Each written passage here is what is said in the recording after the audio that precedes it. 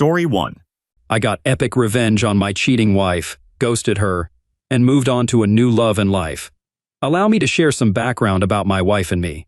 I'm Shane, aged 45, and my wife is Carrie, aged 44. We've been married for 23 years and have a daughter named Casey, who is currently in her final semester of college. Casey has always brought immense joy into our lives and is pursuing a degree in education with the goal of becoming a math teacher. I grew up on a ranch in a small Texas town, where I worked diligently while still finding time for sports, rodeos, and socializing. Following high school, I pursued a college education in agriculture with aspirations of becoming a high school agricultural teacher. Given my parents' limited finances, I worked part-time to help support our family. During my last semester of college, my parents decided to retire and sold the ranch, opting for a modest home in town.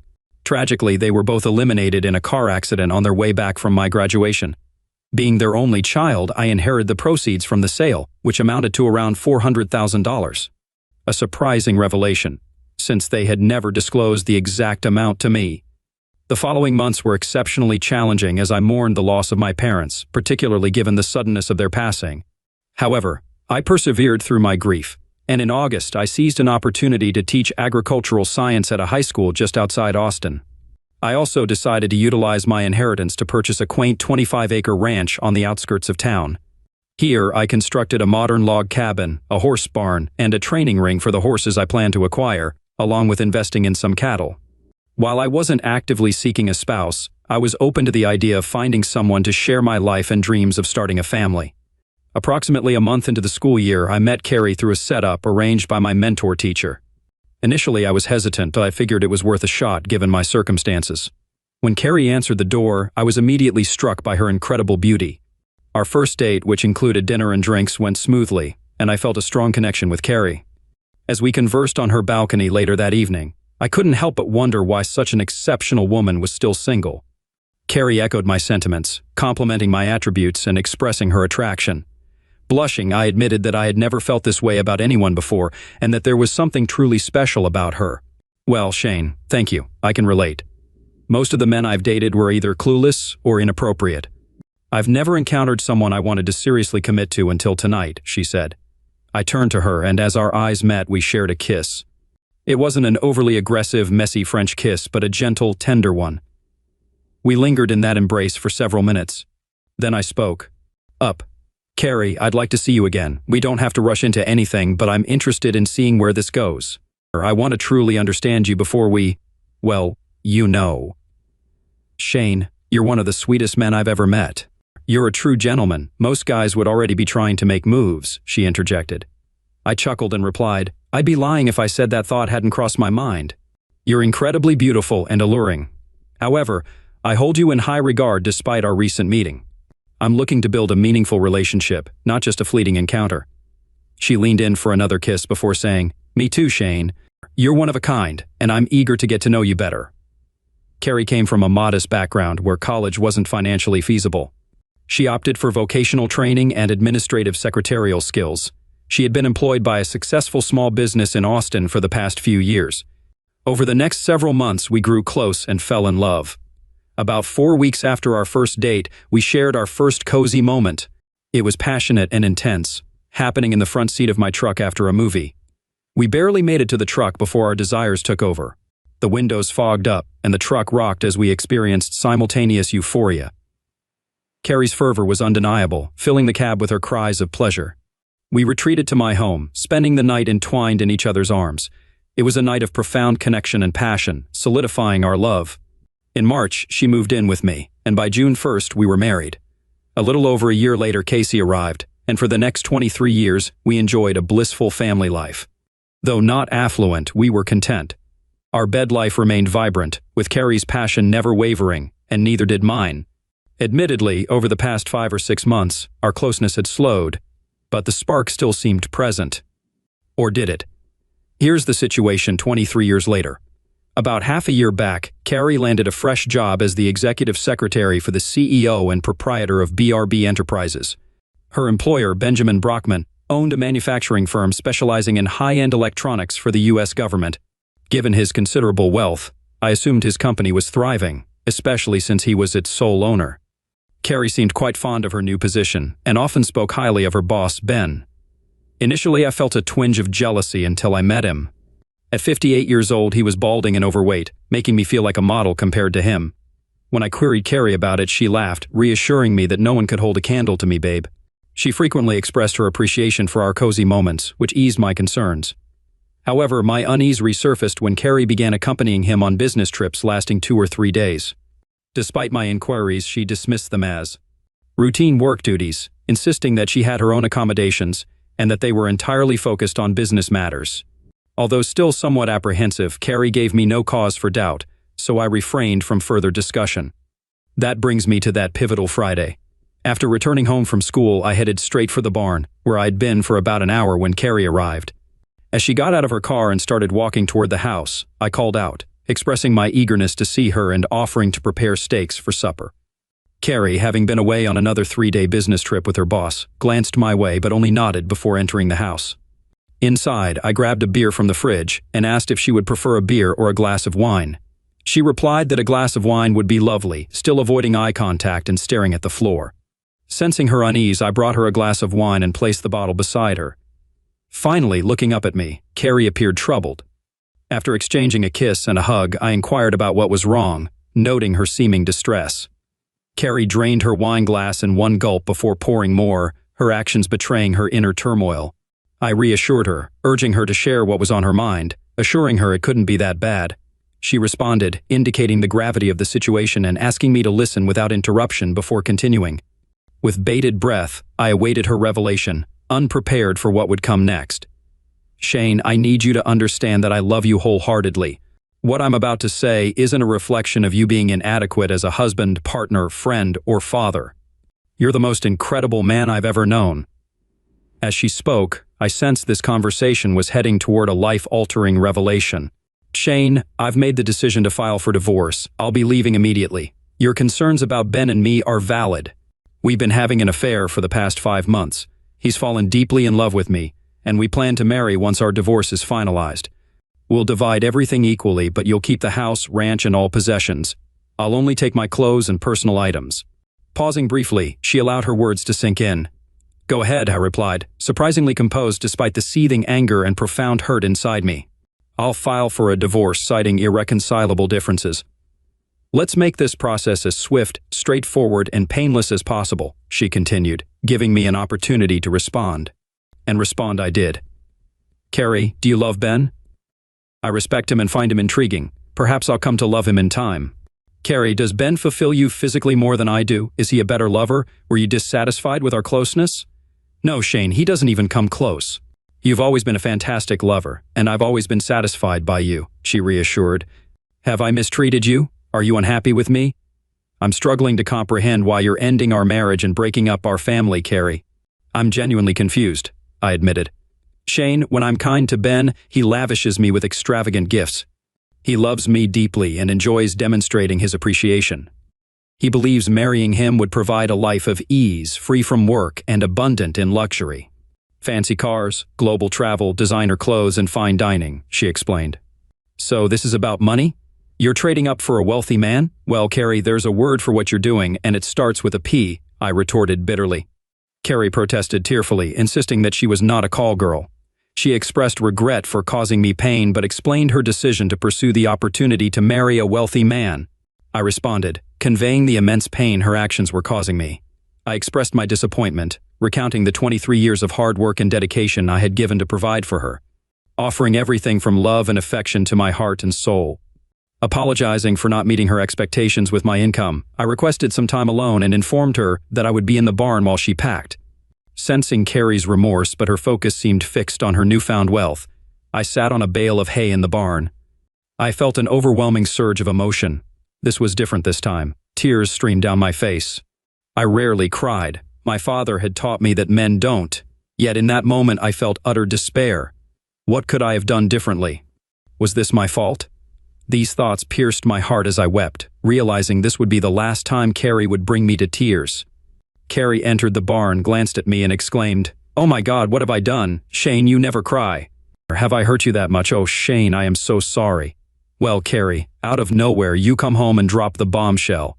You're wrecking our marriage, tearing our family apart, moving out, and filing for divorce. And for the past 5 months, you've been with another man. To top it off, you claim it's because I didn't earn enough money, yet you say you still love me. But it seems love means nothing to you anymore. Shane, I've got to go. Ben and I are flying to Paris early tomorrow. We'll be gone a few days. When I return, I'll start the divorce proceedings as soon as possible. You seem in a hurry to throw away our 23 years together. Have you considered Casey's reaction? I'll call her tonight. She'll understand. Ben has promised to buy her a new Mercedes and pay off her college loans, including the ones you took out. No thanks, Carrie. I can handle my own loans, and I doubt Casey can be bought like you have been. She gave me a strange look, but remained silent. You better go, Carrie, but know that once you leave, it's final.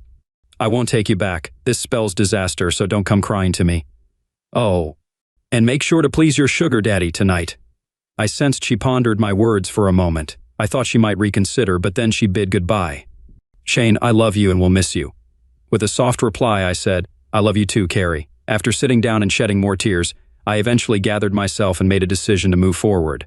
Addressing my 2 horses, I acknowledged that they were now the only females left in my life and expressed my confidence in their loyalty. I walked over, petted them both, and they responded with nods and nudges. Heading back to my empty house, I grabbed another beer. About an hour later, Casey called. Dad, are you okay? I just talked to Mom. Has she lost it? What's she thinking? She's hooked up with a sugar daddy and believes his wealth will bring her happiness, I replied. I guess I couldn't fulfill all her desires in life. That's garbage, Dad. She believes that old creep and his money will complete her life. She tried to convince me he'll be a great stepdad, promising me a new car and paying off my college loans. I told her to stick that car where the sun don't shine. I had to chuckle. Thank goodness my daughter saw through it. I assured her, and we chatted, lifting my spirits. She pledged her support and vowed to steer clear of the sugar daddy. After a few beers, I drifted off to sleep on the couch, but my night was troubled by several unsettling dreams, one of which took place in a mall. In the dream, I stumbled upon Carrie performing mouth lovemaking on Ben in a women's dressing room. She glanced up, laughed, and continued, despite Ben's notably short member measuring merely 2 inches. The next morning, my old college roommate Jerry called and greeted me, mentioning that we had stayed in touch over the years. He reminded me that he works for the FBI's fraud division and had served as my best man at our wedding, remaining one of my closest friends. It had been a couple of months since our last conversation. I responded to Jerry's greeting, asking how he had been. He replied that he had been pretty good and inquired about my well-being. I admitted that things weren't going so great, explaining that Carrie had left me the day before and was seeking a divorce, which was why I was reaching out. Jerry expressed urgency in needing to see me as he was in town, offering to come quickly if it was okay with me. I questioned Jerry about how he could have known about Carrie leaving me, to which he replied that he didn't actually know. However, he had some information to share that he believed would interest me. Agreeing to meet shortly, I pondered what Jerry could possibly know about my situation. It all seemed increasingly bizarre. Though thoughts of revenge hadn't crossed my mind, I had a sinking feeling they were imminent. Jerry arrived about 30 minutes later, and I offered him a cup of coffee as we settled on my back deck on that lovely morning. Jerry remarked on the peaceful and beautiful surroundings before expressing his regret about the end of my marriage. Though I shared everything with him, he didn't seem surprised. Jerry, it seems like you already knew about Carrie and Ben, I remarked. Shane, what I'm about to tell you stays between us, Jerry cautioned. I shouldn't be telling you this, but as your friend, I feel obligated. We never had this conversation, and you can't share it with anyone. Of course, Jerry, this sounds more serious than just a marital issue, I replied. It is, Shane. It's also official business on my part. I'm involved in an operation concerning Benjamin Brockman. We suspect he's been committing fraud with government contracts, potentially defrauding the U.S. government of millions. If proven, he's in serious trouble. We've been undercover, gathering evidence for several months. Another couple of months, and I think we'll have all the evidence we need to bring him to justice. Wow, Jerry, this is fantastic. I despise that idiot. I'd do anything to see him brought down. It would serve Carrie right. And how could she be so foolish? Leaving you for that idiot was a dumb move on her part. Plus, since Carrie is his executive secretary, she's become a person of interest in this investigation. Holy crap, Jerry, is Carrie implicated in this fraud? We don't believe so. We haven't found any evidence indicating she's aware of his crimes. However, she'll become entangled eventually. When everything unravels, she'll be in for a rude awakening. She believes she's gaining a wealthy new husband and will live happily ever after.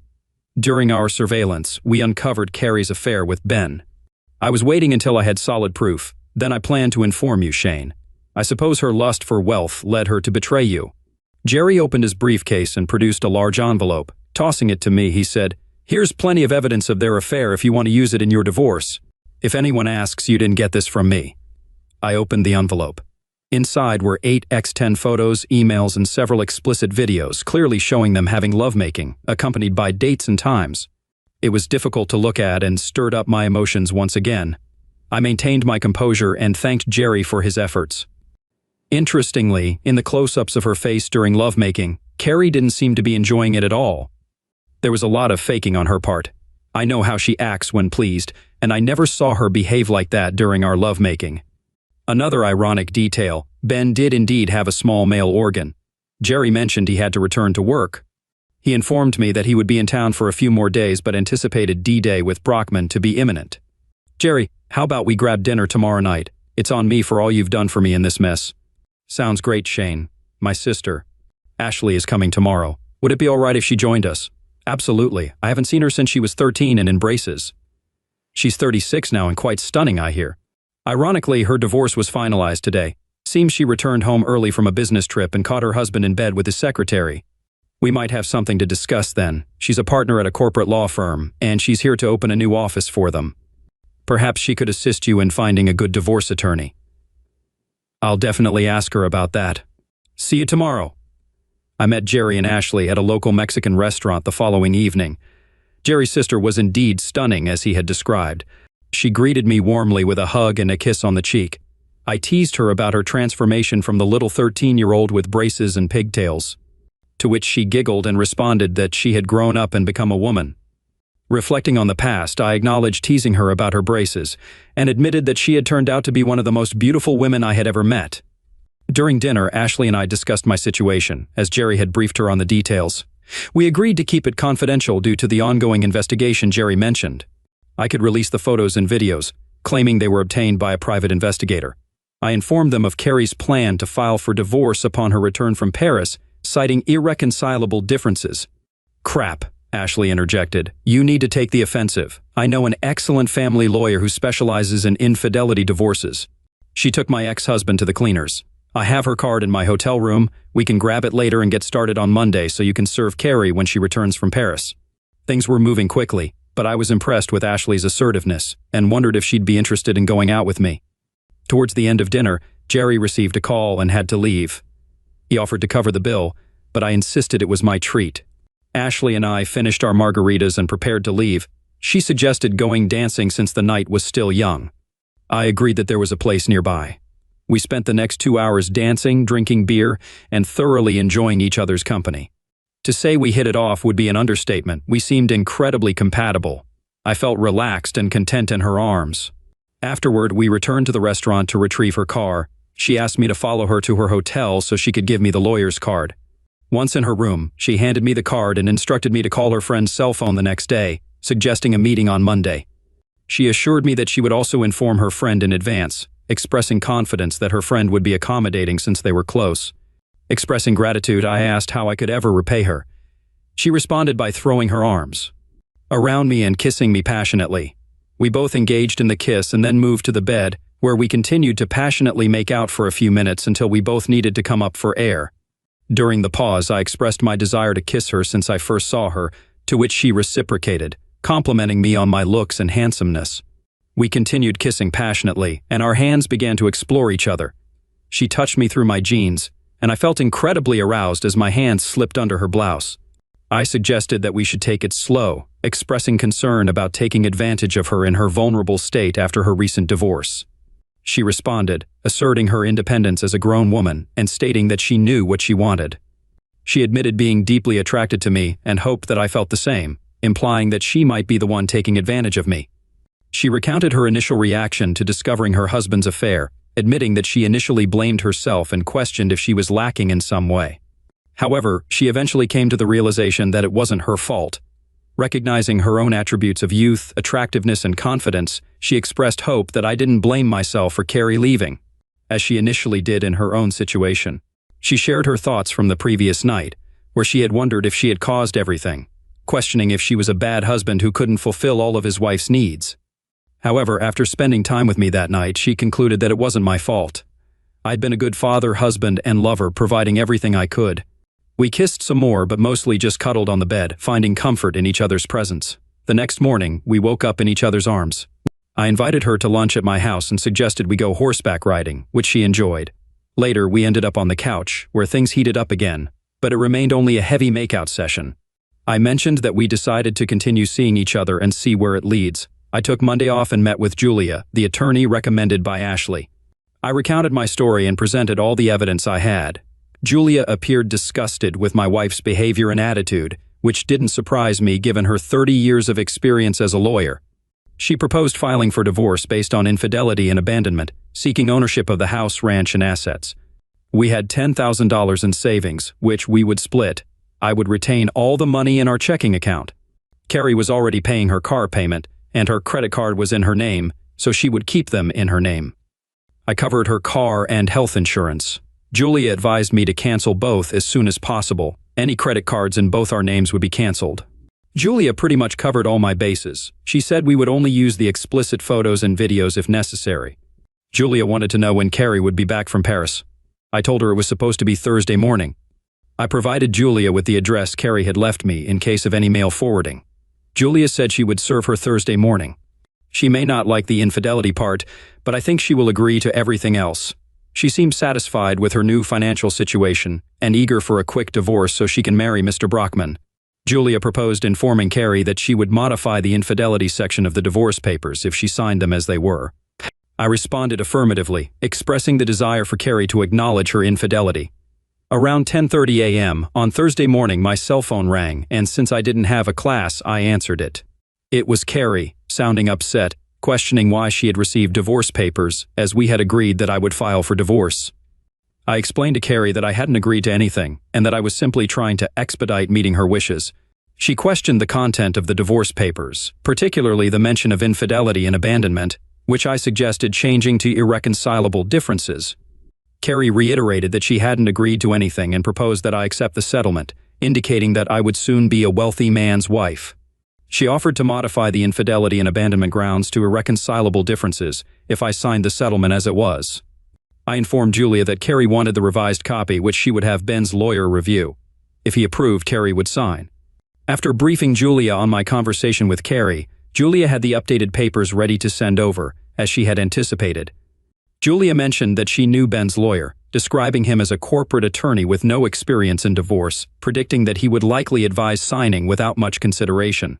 True to Julia's prediction, Carrie signed the papers, and they were returned to Julia's office by Friday afternoon. I stopped by and signed them on my way home from work. The divorce would be finalized in 60 days. I called Ashley, and we arranged to meet for dinner near her new office. We had a pleasant dinner and talked for about 2 hours. Ashley sensed that I needed to discuss everything, and indeed, I did. We decided to refrain from any cozy activities that night and save them for Saturday night instead. Later that night, Carrie called and expressed concern about my well-being. She informed me that she no longer had the right to use terms of endearment with me. I was firm in stating that I would survive despite the pain she had caused me, emphasizing that she had hurt me deeply. However, I also conveyed that it didn't matter anymore, as she had achieved what she wanted, and unfortunately, I was no longer what she desired. Carrie expressed remorse, saying she didn't mean to hurt me and that she still loved me very much. I responded dismissively, informing her that in the settlement, I would be canceling her car and health insurance, waiting until next Friday for her to arrange coverage. She thanked me and assured me that Ben would take care of everything. I clarified that I wasn't worried, I was just letting her know. As our conversation neared its end, Carrie bid goodbye, expressing hope that I wouldn't think she's a terrible person for her actions. She stated that she had to do what she had to do and reiterated her love for me. At this point, I began to feel emotional.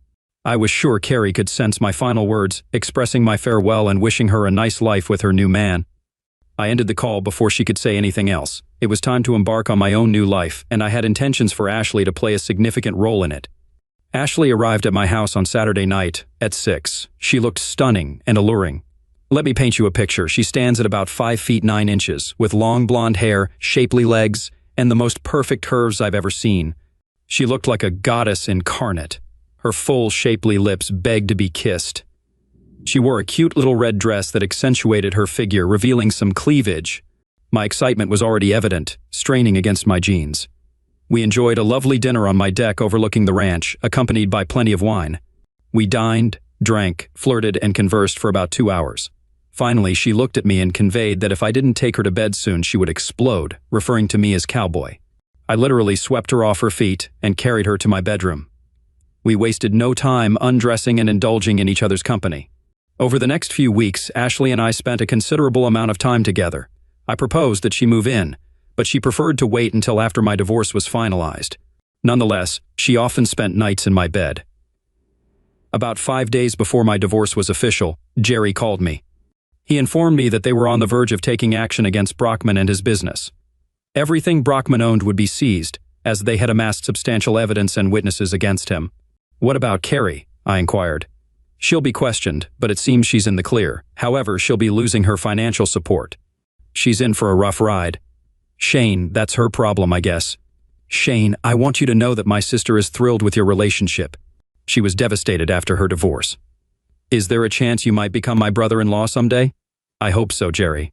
It depends on whether she wants me too. I can tell you, though, that I've fallen in love with your sister. She loves you too, Shane. I'll keep you posted on the Brockman situation. I wouldn't be surprised if Carrie reaches out to you." It was Friday, and I was eagerly anticipating spending the weekend with Ashley. It also marked the day my marriage to Carrie officially ended. On my way home from work, I stopped at a convenience store for some beer for the weekend. What happened next could be called fate, luck, or justice, but it was certainly peculiar. Carrie called me.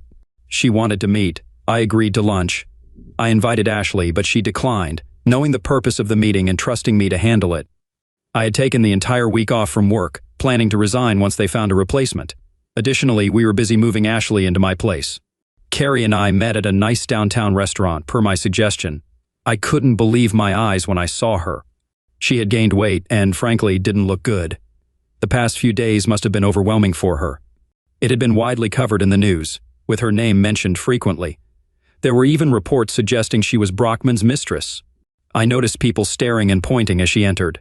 Opting for an open area outside, we found a table away from prying eyes to have our conversation. Initially, we engaged in small talk, but it wasn't long before she broke down in tears.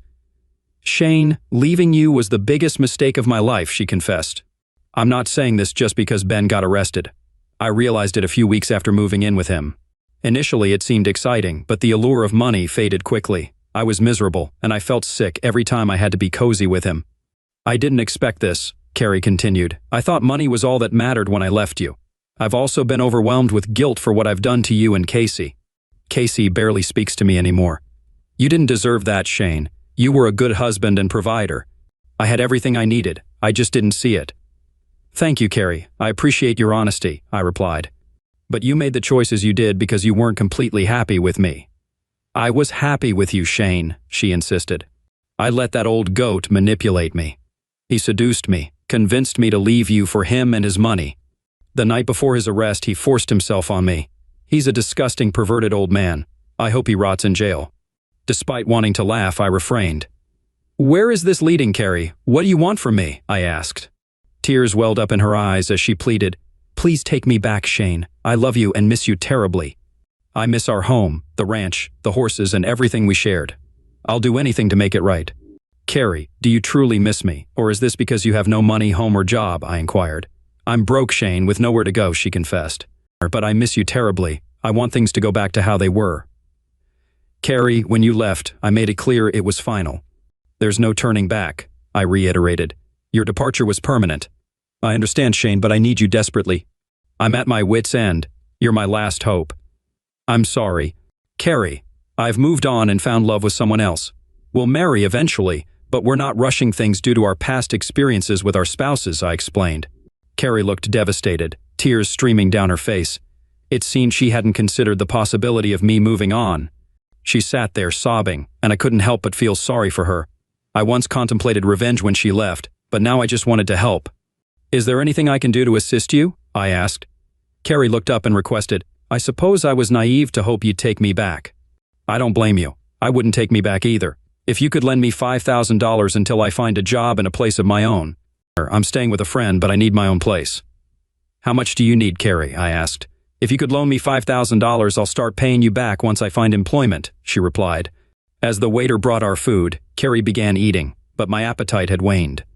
Observing her, I pulled out my checkbook and wrote a check. Handing it to her folded, I said, "Carrie, this should help you start anew. You're a skilled secretary, you'll find a job. If not, let me know, and I'll see what I can do. I regret how things unfolded. My dream was to grow old with you, holding hands as Casey said her wedding vows, watching our grandkids take their first horseback ride, and being buried beside you on a ranch. It seems fate had other plans."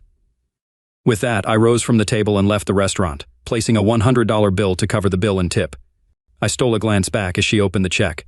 Her expression shifted to disbelief as she looked up, finding me already gone. I had left her a check with a pointed message. Smirking, I departed. She observed from the deck as I drove away. Afterward, Ashley moved in, and we tied the knot the following spring. Jerry served as my best man, and Casey assumed the role of maid of honor, having become close friends. The wedding occurred in Vegas at Caesar's Palace with a select group of friends and family in attendance. The reception was held in our honeymoon suite, creating a memorable affair for everyone. I struck it lucky, winning over $200,000 on a progressive slot machine, showcasing my knack for accumulating money through gambling. Carrie wasn't part of the festivities, but she got wind of the news through the local paper. Eventually, she found a job and a place to live, though she never reimbursed the loan, which I didn't anticipate. Rumor has it she's now dating a high school English teacher, and I hope it brings her happiness. Meanwhile, Ben Brockman faced trial and was convicted of federal crimes. All his assets were seized to repay the government, and he'll be spending a considerable time behind bars. Perhaps he'll find companionship more suited to— Story 2. My girlfriend cheated, I dumped her and got engaged to her sister, now my ex wants to come to the wedding. My 28 male ex-girlfriend's 27 female sister, 22 female, is still living with me over a year after the breakup. I was with my ex-girlfriend, let's call her Sarah, from secondary school. We've been together for 10 years and we're working hard to save up and get married. We were working in different cities, about 70 miles apart, but I would get the train every weekend to be with her. Anyway, when her sister, let's call her Katie, applied to university in my city, she lived in halls for the first year, but couldn't really afford a place to live in a decent location. So I said she could come and live with me rent-free. It wasn't weird at all. I'd known her since she was 9. It made everything more manageable for her family. Everything was okay for about a year, even nice. She was tidy, pretty much kept to herself, had a few friends over but didn't party or bring boyfriends home while I was there. I assumed she did it weekends when I was away. Just over a year and a half ago, Sarah told me she'd been cheating on me in a massive way. She had been in a relationship with another guy for about 3 months and had been living in his house, only coming back to the flat at weekends when I was coming down to visit. She decided that she wanted to live with him openly and was tired of lying to me. She admitted that most weekends she would find time to go back and have sex with him if there was an opportunity to. It was a horrible shock, and I felt completely numb for weeks. Katie was busy with university and was unbelievably nice about the whole thing. She stayed out of my way and got on with her studies. She didn't bring her friends or boyfriends home. She finished her degree. I assumed that she would move on and move out, but she got a job at the university's admin department and is still living here. It's not awkward for me in terms of living with her, but it's really difficult to explain to friends, and it's still a little painful because she looks a lot like Sarah. I don't feel comfortable saying to women that I live with my cheating ex-girlfriend's little sister, but I can't exactly tell her to find somewhere else because none of this is really her fault. What should I do? Honestly, Ope, if she's not being awkward about it and you're cool with it, don't do anything. Like you said, it's not her fault. She probably didn't even know, and she's just trying to make her way in the world. Update. Am I the a-hole for dating my ex-girlfriend's younger sister? I posted the full backstory a couple of weeks ago on a different subreddit, but I'll recap it here for you. I had been with Sarah since we were teenagers, and we were living in different cities trying to save up enough for a house together. Her sister Katie applied to university in my city, and after a year in the halls, moved in with me for economy's sake. We'd known each other forever. It was fine, solved problems all around. Just over a year and a half ago, Sarah told me that she had been cheating on me in a massive way. She had been in a relationship with another guy for about 3 months and had been living in his house, only coming back to the flat on weekends when I was coming down to visit. She decided that she wanted to live with him openly and was tired of lying to me. She admitted that most weekends, she would find time to go back and have sex with him if there was an opportunity to. Once I had fallen asleep. It was a horrible shock, and I felt completely numb for weeks. After 18 months, Katie was still living with me non-romantically. I wasn't sure what to do about this, and when I posted on relationships, I was just coming around to the realization that I liked having her around and didn't want her to leave. Since I posted, we spent more time together socially, and on Monday I asked if she'd like to go to dinner as a kind of date. We had a really nice time. We kissed once, but we didn't go further. We both realized this is a complex situation. I want to take things slowly. I can't help feeling that I'm irretrievably in a hole though. Am I? Edit. Thank you all for the comments, whether you hold me or not. Is that the correct verb? We have had a long talk, first just between us, and then with her dad and aunt. Her mom died 6 years ago. They have been very supportive since Sarah and I broke up, and we wanted to involve them before going any further. We're going to date things very slowly, and her dad is going to pay half the rent. He offered to pay to help her move out, as some people had suggested. But for financial reasons, that would be difficult for him, and impossible for her to manage financially. We haven't decided about telling Sarah. I haven't spoken to her since it happened, and Katie has only spoken to her in occasional messages. We have talked about everything that has been raised on here at some length. It is a difficult situation, and there is a power dynamic that we have done what we can to mitigate. Ultimately, we do have feelings for each other and have for some time. I would absolutely never have dated her for revenge or for any other reason, and I would never do anything to hurt or upset her. I understand if you still think I'm the a-hole, but I'm trying my best. Verdict, not the a-hole. Update, I've had 2 requests for updates, and I'm not sure if there's a threshold, but I thought I'd share anyway, in case anyone was curious, and to say thank you for the advice. It did shape the way we went about getting together, who we told and when, etc. Our families have been incredibly supportive, and we are really happy together. It has been about a month, but it feels so perfectly right. We've had endless conversations about our feelings and our plans. We have started to redecorate the house, and we are planning to go on holiday together in the summer. It feels so much more wonderful than I had ever imagined it would be.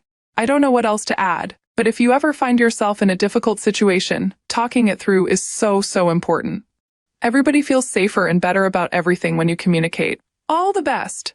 So now you say you have feelings for Sarah's sister, and you have for quite some time while you've been dating Sarah?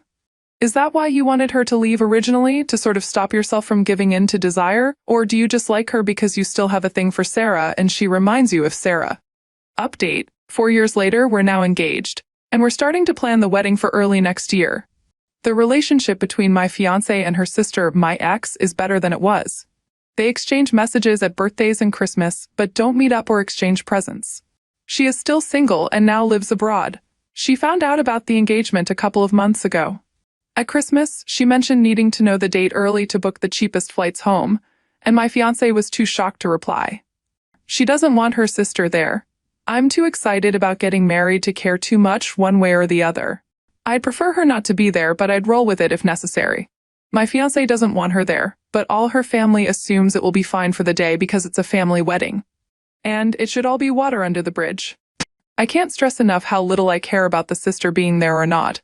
I just want everyone else to be as happy at the wedding as I'll be, impossible, or as close to that as I can manage. Comment, gosh, if only 149 people had warned you this would happen 4 years ago. I'd let your fiancé handle this, her sister, her family, her objection. Stay the hell out of it and support whatever fiancé chooses. OP replies, thanks, this is what I'm planning on doing. And if asked, I'll just support her choice. Let's think about this. It's unlikely Sarah will show up anyway. She just wants to raise a stink, and I feel like the drama you'd have in not inviting her to the wedding would be far worse than her actually being there. You both are going to be so busy on the day of the wedding that you won't even notice her there. That's if she even shows up. What do you make of all this? Do you think OP is crazy for marrying his ex's sister? Next up, how far do you take in sickness and in health? I'm divorcing my wife because she can't get over her mom dying. Original post, November 27, 2023. Yeah. I know everyone is fired up at the title and ready to tell me what an all-hole I am. To those people, I implore you to read the rest of this post before making a judgment.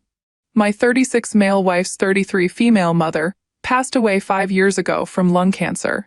It was not a peaceful or easy death. Our lives understandably went on pause after the diagnosis, and we both spent a lot of time off work helping care for her mother. My wife had a pretty typical showing of grief at the time, cycling through different stages, same with our 3 kids. After she passed, however, my wife got really bad. I totally understand this. I can't say I know exactly what she went through because I haven't had a parent die, but I understand how devastated she was. For months after, she could barely function. I gently took over pretty much all the responsibilities in the household and with the kids. She had been attending grief counseling since the diagnosis and continued after death. None of this is the problem.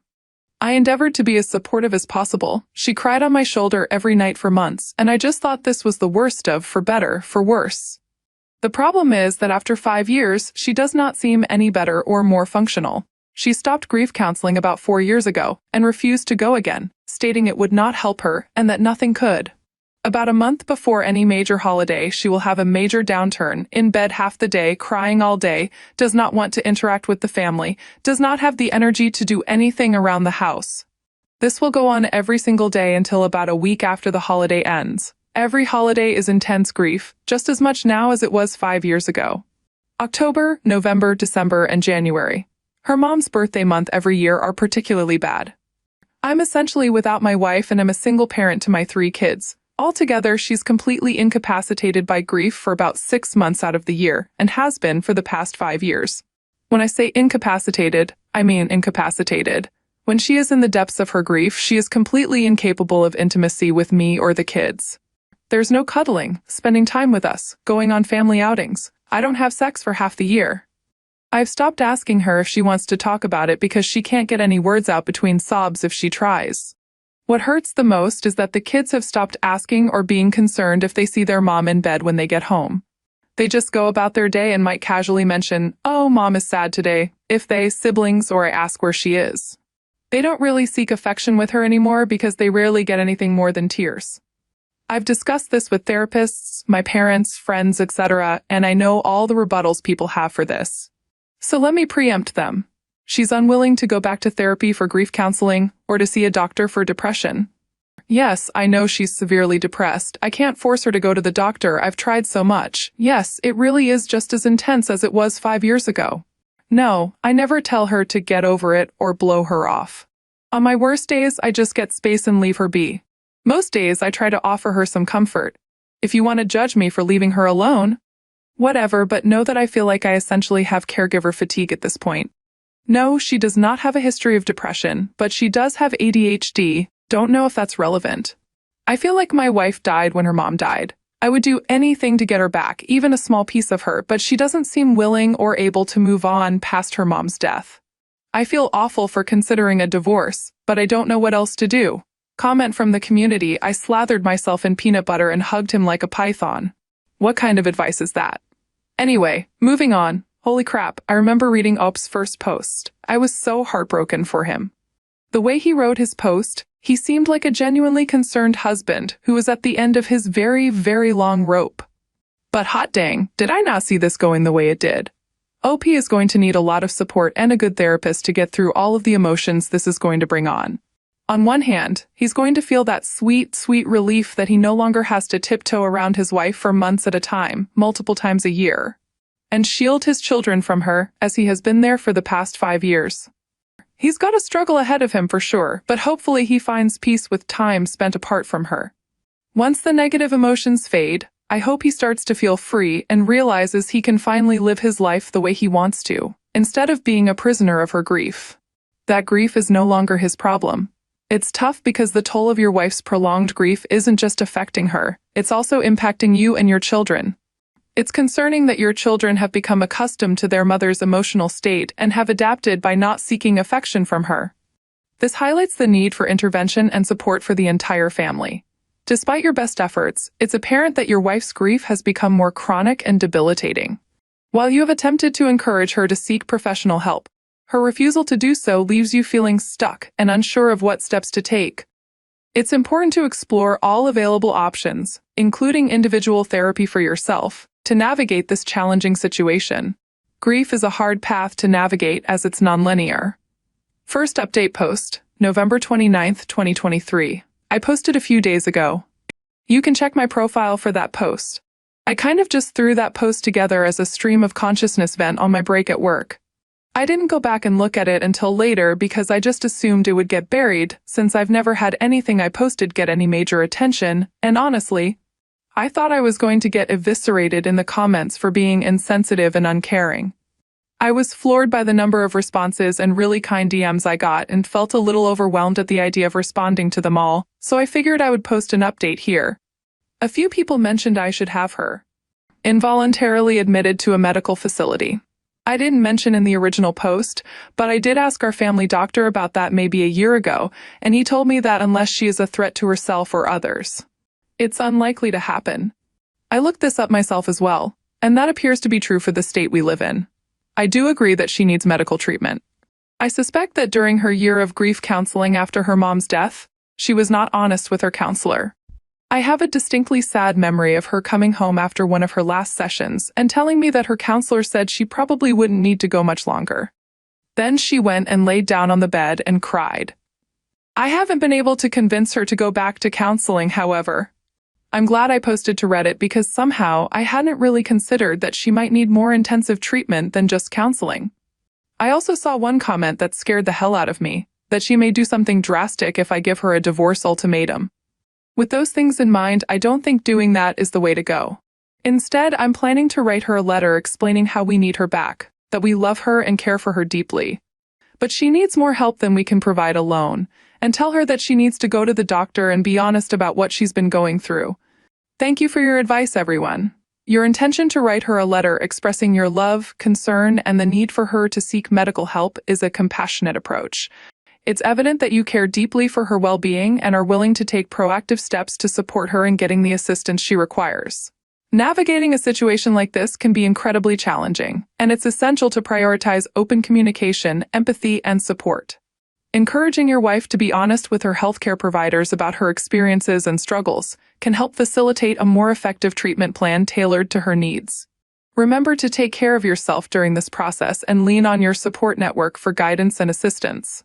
You're not alone, and there are resources available to help you and your wife through this difficult time. Second update post, December 6, 2023. 6 days later. I wasn't planning to post again, but got a lot of supportive messages asking for an update, so here we go. My soon-to-be ex-wife has completely lost her effing mind. After my last post, I spent a couple of days writing the letter to her. In it, I explained that the kids and I love her dearly and were concerned for her. I outlined all the worrying behavior and told her that I believe she needs to seek additional medical care. I explained that it sounded like she had complex grief, thank you everyone who pointed that out, and that the grief therapy she went to years ago was insufficient to help her get through it. I did not say anything about potentially divorcing her, but did say that the kids can't continue to live in their current situation. It was a long letter, and I don't really feel like transcribing it here. I read the letter to her the same night I finished writing it, after the kids had gone to bed. After I finished reading, she just stared right through me, 1,000-yard stare for probably 15 minutes, then finally stood up and started walking to the door. I panicked and tried to stop her, asking where she was going and if we could talk about this. I told her I was concerned for her safety. She rolled her eyes at me and said in the coldest voice I've ever heard her use, "I hope when your parents die, someone doesn't tell you to get over it." After that, I didn't try to stop her. I just let her go. I was pissed off for maybe 5 minutes before the panic set back in. I legitimately thought she was going to end herself. I checked my phone and she had turned her location off. I called and texted probably 50 times over the next hour, begging her to at least let me know she was okay and that she wasn't going to do something drastic. Right before I was about to call the police, I got a call from her phone. I answered immediately, and before I could get much of anything in, a man's voice told me, "She's fine, but she doesn't want to talk to you," and hung up. I felt like I was having an out-of-body experience at the time. I had no idea what the F was going on. I almost called the cops anyway, but I was disassociating hard and talked myself out of it. I kept calling her phone all night, but no one picked up again. After about 2 a.m., it started going straight to voicemail. I barely slept that night. When I woke up the next day, she wasn't home. I took the kids to school, daycare. I normally do this, and my wife is normally still asleep while I do so. Thank God they didn't ask where Mom was. I tried calling my wife's phone more all morning, but still voicemail. I called her office and asked if she was at work, and they told me she had called in sick. I called in sick to work as well and basically just sat on my couch trying to get a hold of her while being a nervous wreck. I called my mom as well and asked her if she could pick the kids up from school today and watch them overnight. I didn't tell her everything that was going on yet, just that something had come up that was urgent and I needed some help. My wife walked in the door sometime after 4 p.m. I tried to hug her, and she shied away from me. I asked her where she had been. No response, just a blank stare. I asked her who called me from her phone. No response, blank stare. At this point, I was frustrated and told her that if she didn't want to explain what was going on, she could get the F out. I regret saying it that way now, but holy crap was I frustrated. So she started talking, but it was like I was talking to a text-to-speech AI with her voice, no emotion, totally flat, almost annoyed. She told me that she had gone to her friend John's fake name house. I had no idea who the F John was and asked her to explain further. Over a 2-hour or so conversation, where I had to pry details out of her, I got most of the story. She was answering like a lawyer, very basic answers, no details or context outside of exactly what I was asking her. Basically, John is a coworker. I've met the dude once or twice at office party type events, but never really talked to him. I never saw him hanging out with my wife or showing interest in her, but apparently over the last year or so, she has been spilling all of her feelings about her grief over her mom's death to him. And he's been comforting her. He had a parent die from cancer too, so I guess she felt they had a connection she didn't have with me. After I read her the letter, she says she realized that I don't care about her or her mom's death and went to John's house to talk or be comforted. I flat out asked her if she was having an affair with him, and she told me no. I asked her why she never mentioned she was close friends with this unknown guy, and she told me it was none of my business. I asked her if anything had happened between them while she was there, and she says they cuddled, and he held her while she cried. I asked to see her phone to check messages between them, and she refused. I couldn't get much more detail out of her about the whole situation, so when she went to take a shower, I tried to check her phone. She had changed her passcode. I grabbed her iPad, which still had my thumbprint biometric signature in it, and checked there. I left the house with the iPad to look for evidence while she was in the shower. I did not immediately see any messages to or from a John, but after digging briefly, I found it. She had put him in as Stacy in her contacts, but it was obviously him. There were texts going back well over a year, a lot of her talking about her mom, a lot of him comforting her, a lot of him telling her I don't really care about her, and that he would never treat her that way if they were married. All of her replies were in agreement. A lot of texts from her complaining about me, a lot of him trash-talking me. The night she left, she had texted him, "F it, I'm on my way over if the offer is still there," followed by an immediate yes reply. The next morning, a text from him to her saying, "If he asks, we just talked." I threw up out of my car door in a Walmart parking lot for 20 minutes. I came home and found her on the couch, on her phone, seemingly unconcerned or unaware I had even left. I told her that I knew, and that she needed to leave. Again, she just stared at me for a while, not responding, until I got aggravated and told her to get the F out of my house. She immediately got up, told me, "John was right about you," and left. I haven't seen her since. I told the kids she went to visit her parents. I don't know what to tell them, but I have to tell them something. Soon. I don't really even know what to do. Ostensibly, I need to divorce her, but going through custody, child support, etc. is dizzying. I feel paralyzed and haven't made a move yet. I know she's lost her mind, and this is probably some kind of psychotic break, but I just can't care anymore. I put on a brave, numb face to go to work, then for my kids at night, and then cry after they go to bed until I fall asleep. I feel like my life is essentially over. I don't feel like John took advantage of her vulnerability, but I don't even want to bother trying to get her to see that he's a predator. She chose this over her effing family that has stuck with her. I don't think I'll be posting any more updates or logging into this account anymore, honestly. After all of that, it's worth seriously considering a divorce. You supported her through it all, you gave her the space and time she needed to heal, and she betrays you like that? Time to move on. Don't waste any more energy on this woman. If she needs a hand to hold, she can go back to that coworker of hers. Take care of yourself, and know that brighter days are ahead, even if they may seem out of reach right now. What do you make of all this? Would you have stayed? Thank you for joining us today. Story 3. Concerns always lingered for her because I rarely delved into the depth of how her affair impacted and changed me with anyone other than her. I believe she fears that I might harbor some repressed hatred for her, but I don't. It's akin to touching a hot stove. Do it once and you never purposely do it again. That's how I am about my emotions. I'm not devoid of them, but I choose to keep some safeguarded within myself. I had a conversation with my wife, whom we'll call Jenny. She was fine with it, and even encouraged me to include more details than intended. Her reasoning was that everyone needed the complete picture to understand why she ardently pursued reconciliation with me, why it worked for us, and to grasp why I resisted and how I now perceive our love and marriage differently. After the initial draft, I read it and felt an uneasy feeling about how my wife appeared in the story and subsequently in our marriage. While she had no issue with the written story, I decided to include this up front. My wife has evolved into an incredible spouse, mother, and woman. She holds a professional degree in her career and is well regarded and admired in her field. She suffered significantly, admittedly due to her actions and, to no lesser degree, from me. During reconciliation, she truly underwent a transformative process and emerged as strong as steel. Her betrayal was devastating, but in my case, it was the circumstances surrounding the affair that ultimately allowed me to forgive her, not excuse her, but forgive her. I lost a part of the good in me through this pain. In contrast, she emerged from it as a better person. At times I resent that, but then I see the positivity she has brought to my life over the 23 years since this happened, and it's okay. I'm presenting this chronologically.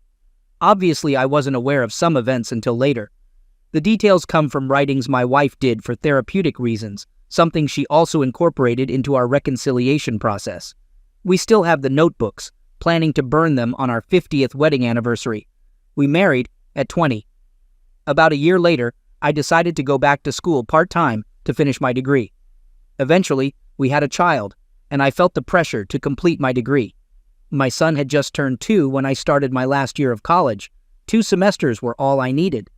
In September of 1993, my schedule included a part-time job from 3 a.m. to 7 a.m. as a store stalker, a full-time administrative job at the police department from 8 a.m. to 5 p.m., Tuesday night classes from 5:30 p.m. to 10 p.m., and Saturday classes from 8 a.m. to 2 p.m.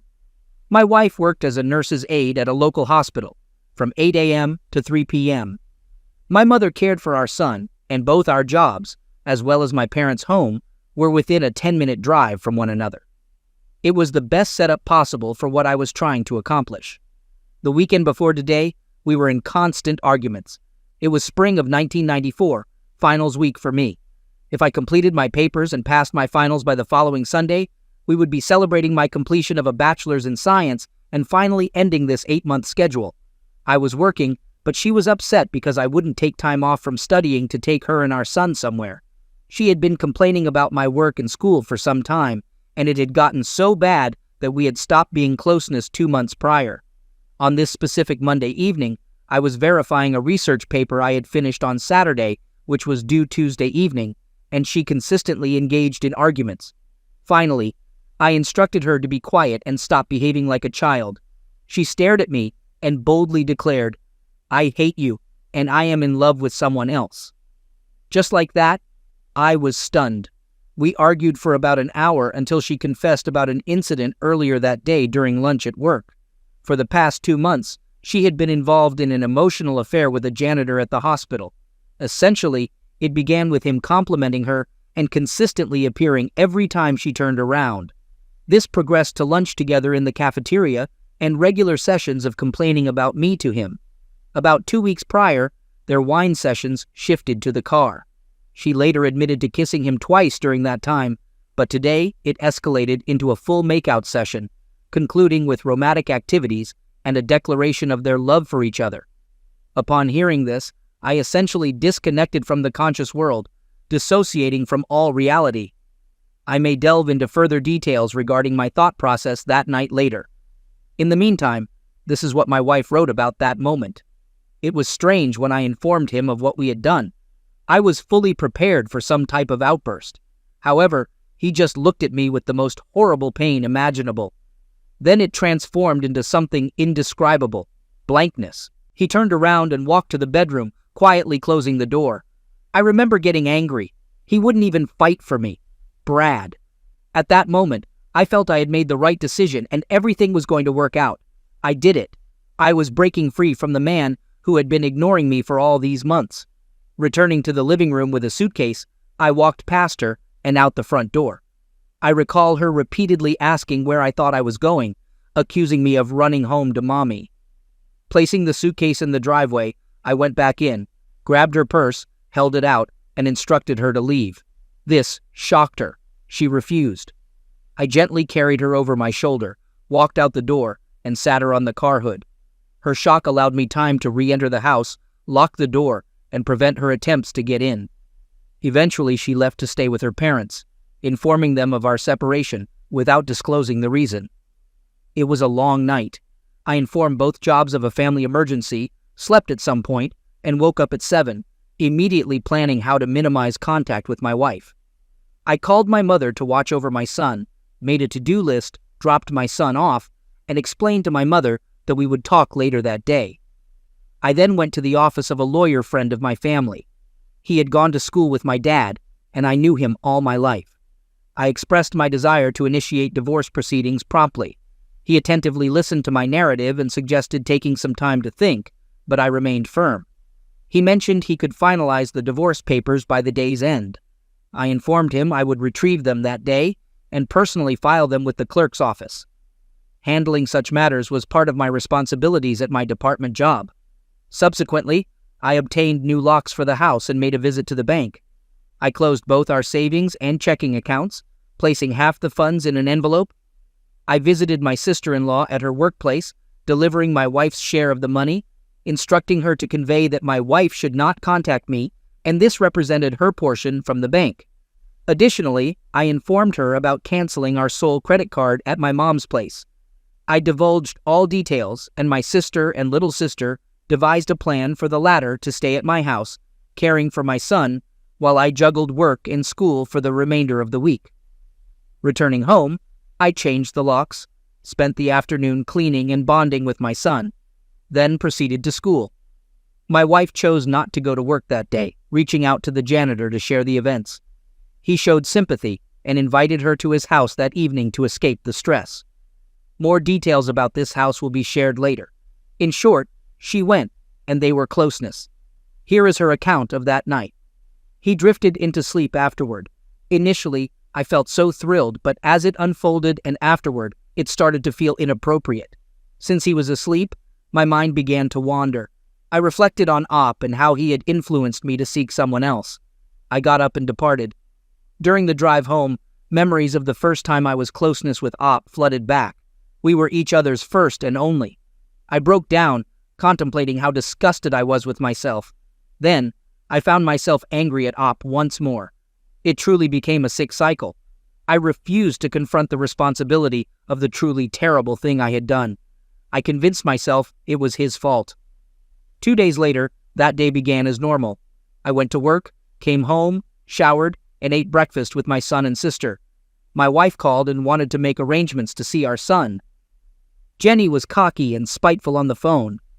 I told her that I would meet her Sunday at 1 p.m. and she could spend some time with him at a local park. She wasn't going for that. She wanted him for the weekend. I said no. She knew him staying at the house solved the babysitting issue for right now. Both her parents worked, so she did not push it, but she did slam the phone down. I went to work at the PD, and the first chance I got, I went to the clerk's office and filed for the divorce. Later in the day, I was notified by a girl I knew there that they were ready to go to the sheriff's office to be served. I called a deputy I knew and told him the story and asked him to serve them to her at work. He said he would. The next day, wife also returned to work. Her janitor came by her station and chatted her up throughout the day. They were not able to eat lunch together that day, nor meet that evening. He claimed he had to go to something with one of his kids. He told my wife earlier in the affair he was divorced and had 3 kids. She went to her parents after work later that night. She called me 3 times, and each time I hung up on her after found out it was her color. ID was not the norm back then in my area. After another long night of grieving, my day started out like the day before. I went to work. After I arrived at my second job, I received a phone call from the deputy that was going to serve the papers. He told me he would get there around noon. I explained that would be fine. Her lunch hour was from 11 a.m. to noon. I sat at my desk and tried to work. I was antsy and got up and went to the restroom at least 3 times until I finally threw up.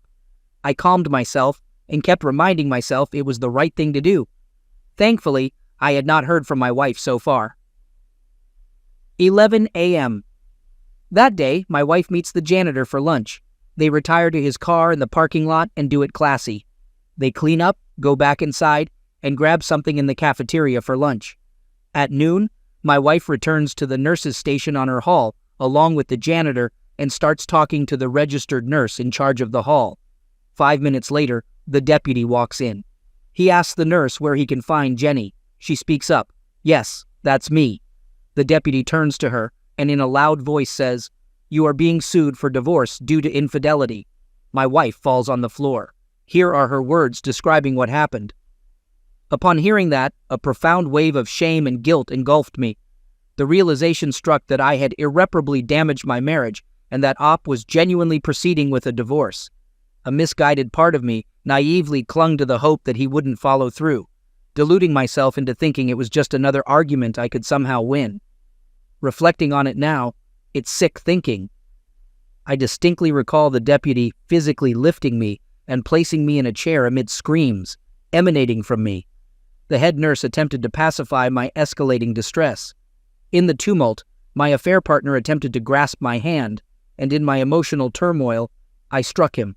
The punch veered to his neck as he recoiled, leaving a scratch. My vehement outburst accused him of ruining my life. They managed to soothe her. The deputy informed that the janitor promptly left, allowing her to resume her shift. However, a colleague nurse provided significant cover for her. 3 hours later, as Jenny neared the end of her shift, she received a summons to the hospital administrator's office, leaving her frightened, suspecting someone had reported her outburst. Upon arrival, the lady closed the door and promptly delivered the news of her termination, instructing her not to return to the property and that her last check would be sent through the mail. It appeared that someone had witnessed the incident in the parking lot and reported it, triggering subsequent events. The head nurse, informed about the divorce papers, shared the story, leading to the janitor being questioned, fired, and escorted off the property an hour before Jenny's termination. The entire hospital was now aware of the unfolding drama. She mentioned that she just went to the car and drove to her parents. At this point, they still didn't know the full extent of the situation, only that she and I had separated, and it seemed serious. At 5:30 p.m. that day, I was having dinner with my son at home. My sister was out with friends, and we were simply spending time together. The deputy had relayed earlier events, and I took some satisfaction in knowing the consequences. The janitor being there was just blind luck. I was surprised she hadn't been arrested for assaulting him, but hey, you can't have everything. Then, a knock at the door interrupted our evening. Before me stood a lady, about 5 feet tall and enormously pregnant, barely able to stand straight. She asked for Jenny. I explained she no longer lived there and wouldn't be returning. Confirming I was her soon-to-be ex-husband, I informed her that I had served the divorce papers that day. She introduced herself as Wendy, the janitor's wife, pregnant with their 4th child. Despite my reluctance, I let her in to sit down. Wendy disclosed the earlier events, the firing, and the circumstances surrounding it. It made me feel nauseous. Who had I married? She also shared details about the house where my wife met the janitor. At that moment, I wished I could erase him from existence. Not for my wife's sake, but for the sake of humanity. This guy was despicable. Again. More on the house later. After assuring me that she only wanted to talk to Jenny and reveal the truth, Wendy left. 1 hour later, Wendy approached my father-in-law, seeking to speak to my wife, thinking she was a friend of Jenny's. When Jenny appeared, Wendy disclosed her identity and the truth about the janitor. Wendy and the janitor were still married, and she was 8 months pregnant with their 4th child. Jenny was upset, crying, and repeatedly apologizing. However, the revelation took a darker turn. The janitor, along with another hospital colleague and a friend, had been playing a game, scoring how many married women they could seduce within 90 days, until my wife, the 3rd man, was leading with 3. My wife became the janitor's 3rd conquest. Oh, and on the night he claimed to be with one of his kids, he engaged with the 4th woman. According to Wendy, this 4th lady had been married for 25 years, and Wendy was informing her husband. Then, it was their neighbor. The house served as a place they rented for these encounters with married women. Wendy learned about this 2 hours after his termination. He returned home, intoxicated and tearful, confessing everything in an attempt to reconcile. Wendy left with the kids and informed my wife that she was leaving him. She then squared up her shoulders, slapped my wife hard across the face, and called her a foolish cow. Jenny was stunned. Wendy told her she should be ashamed of tossing away her family, recounting how she had witnessed a loving man feeding his son alone because his wife was a foolish, selfish person without morals. Overwhelmed, my wife lost control, crying, while Wendy walked away, got in the car, and left. My in-laws checked on her. After the car drove off, she was essentially catatonic. They got her inside and considered taking her to the emergency room when she began speaking incoherently. My father-in-law thought she might be on speed. She expressed remorse and a determination to fix things. They eventually calmed her down and learned the whole story. My father-in-law was deeply hurt. He was and is a good man, he later said. Jenny could see the shame and disappointment on his face. As for my mother-in-law, as usual, she blamed me. I'm not fond of her. In the aftermath, my father-in-law called me the next day and apologized, the only time I ever suspected he had tears in his eyes. He shared what had happened and mentioned that Jenny had been in her room all day and night. I informed him about the appointment. She had to meet me on Sunday at 1 at the park. He said okay and hung up. I worked on Friday and attended school on Saturday. By day's end, I learned I had passed and would receive my degree. Bittersweet, but I had made it. My parents celebrated that night with extended family coming over and cooking out. I have a great family. The next day, no one brought up Jenny. At the time, I hadn't heard from her. We were supposed to meet up at 1. I considered it a blessing, something I could use in a custody hearing if needed. At 3:30, her father called. He mentioned Jenny was still not responding coherently, walking around in her bathrobe with a notebook in her hands, not bathing, and eating sparingly. He was worried and tired, afraid to sleep in case she hurt herself. He asked me to come see her, but I declined. I couldn't feel anything for her. I told him to get her some help, and I would allow her to see our son when she could get herself together. I truly felt nothing for her that first night. I had gone through my trial by fire and emerged stronger. More on that later. I wasn't going to care about this person ever again. I didn't hear from her or her family for 2 weeks. 2 weeks elapsed since I last spoke with my father-in-law. During that time, I quit my part-time job and actively sought a new one. I had plans to pursue my MBA, but wanted to settle into a new job for a year or two. My son was asking about his mother, and I could only comfort him at that point. The longer she went without reaching out to see him, the better for my chances of securing a good custody deal. I was at the PD when she called, asking to set up a time to meet and see our son. I inquired if she had pulled herself together enough not to scare him, and she replied affirmatively. I told her I would meet her at 9 a.m. at the park on Saturday and asked her to bring her dad. I didn't want to meet her alone. My mother went with me. Upon seeing her, I knew I had made the right decision to limit her contact to only 2 hours. She was a mess, significant weight loss, no makeup, and lacking the feminine smells I associated with her. I later learned her mother had bathed and dressed her. Jenny was not fully functional yet. Park meetings continued for approximately 3 weeks, and I extended them to 4 hours, including Sundays. While she appeared to improve each week, I remained concerned about her mental health, leading me to avoid letting our son stay with her overnight or see him alone. Eventually, my mother-in-law grew tired of this and hired an attorney to sue for custody. At this point, Jenny had not yet signed the divorce papers, but I was okay with that, since I could petition for a divorce in 6 months. However, the custody suit angered me, because she sought full custody. Despite my prior willingness, conveyed to her father, to eventually work towards 50-50 custody, her mother dismissed this and demanded full custody. In response, I requested full custody on the grounds of mental defect. I was ready for a legal battle, needing an outlet for my anger. This was it. On the day of the custody hearing, my lawyer informed me that her attorney had a request. Jenny wanted to speak with me privately. Initially, I declined, but they proposed doing so in the hallway outside the courtroom, visible to both attorneys, yet with inaudible conversation. I reluctantly agreed. During our private conversation, she engaged in small talk, inquiring about our son's well-being and my school. I informed her that I had passed and graduation was next week, making her happy. When she asked to attend my graduation, I declined, stating that it was for family and friends, and she was neither. This deeply hurt her, particularly since we had worked together for most of our time to achieve this goal. I further rejected her by emphasizing, "It's special to me. It didn't matter enough to you when you let someone use you like trash."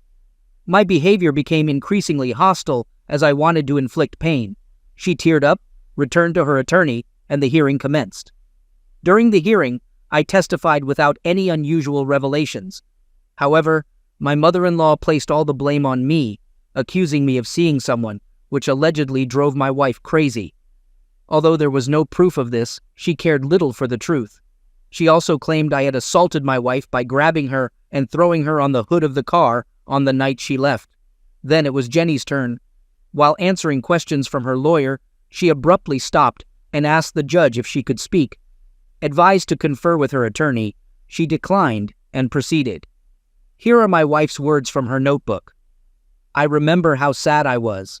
After the hearing started, I listened to Op give his side of the story and how he had taken care of our boy all these weeks. I needed to make this right. I sat there listening to Mama, and I knew she was lying to protect me. But it was just another lie on top of a lie. I had enough. I had to fix this." Jenny then expressed her desire to apologize to my parents and her own parents. Looking at me, she acknowledged that I probably hated her more than anyone in the world at that moment. She accepted full responsibility for everything, hoping to salvage anything left of our relationship, even if it only meant that I could look at her without disgust. She informed the judge of her decision to withdraw her custody claim and would adhere to any custody arrangement I saw fit to give her. I conferred with my attorney, and we offered supervised 1-hour visits for 6 weeks, with our son staying with her every other weekend. After that, if no issues arose, we adjourned. Looking back, I think that is when I saw a small ray of possibility. We would be nicer to each other. Not reconcile, but at least cordial. The schedule worked well, and after the 3rd week, we began spending visitation time with just her, me, and our son, usually extending to 3 or 4 hours. Although I wasn't friendly, I genuinely enjoyed watching my son play with his mother, benefiting them both. The only negative incident occurred during the 5th visit when she hugged my right arm from behind while I was watching our son play. I freaked out, yelled at her never to touch me again. The next week, we acted as though nothing happened, and she kept her distance. 1 more month passed, and our discussions increasingly centered on day-to-day matters. I landed a new job with a higher salary, and she commenced nursing school. She started sharing with me that the janitor persistently called her and refused to leave her alone. Wanting to be transparent, she informed me in case I heard that she had asked him to back off. However, he still appeared at her parents' house one night, prompting her father-in-law to threaten intervention if he persisted. Indifferent to her romantic involvement, I expressed that I no longer cared about whom she slept with. She assured me she was not involved with anyone and wouldn't be until she was certain that our family could not be reunited, an outcome I asserted was unlikely.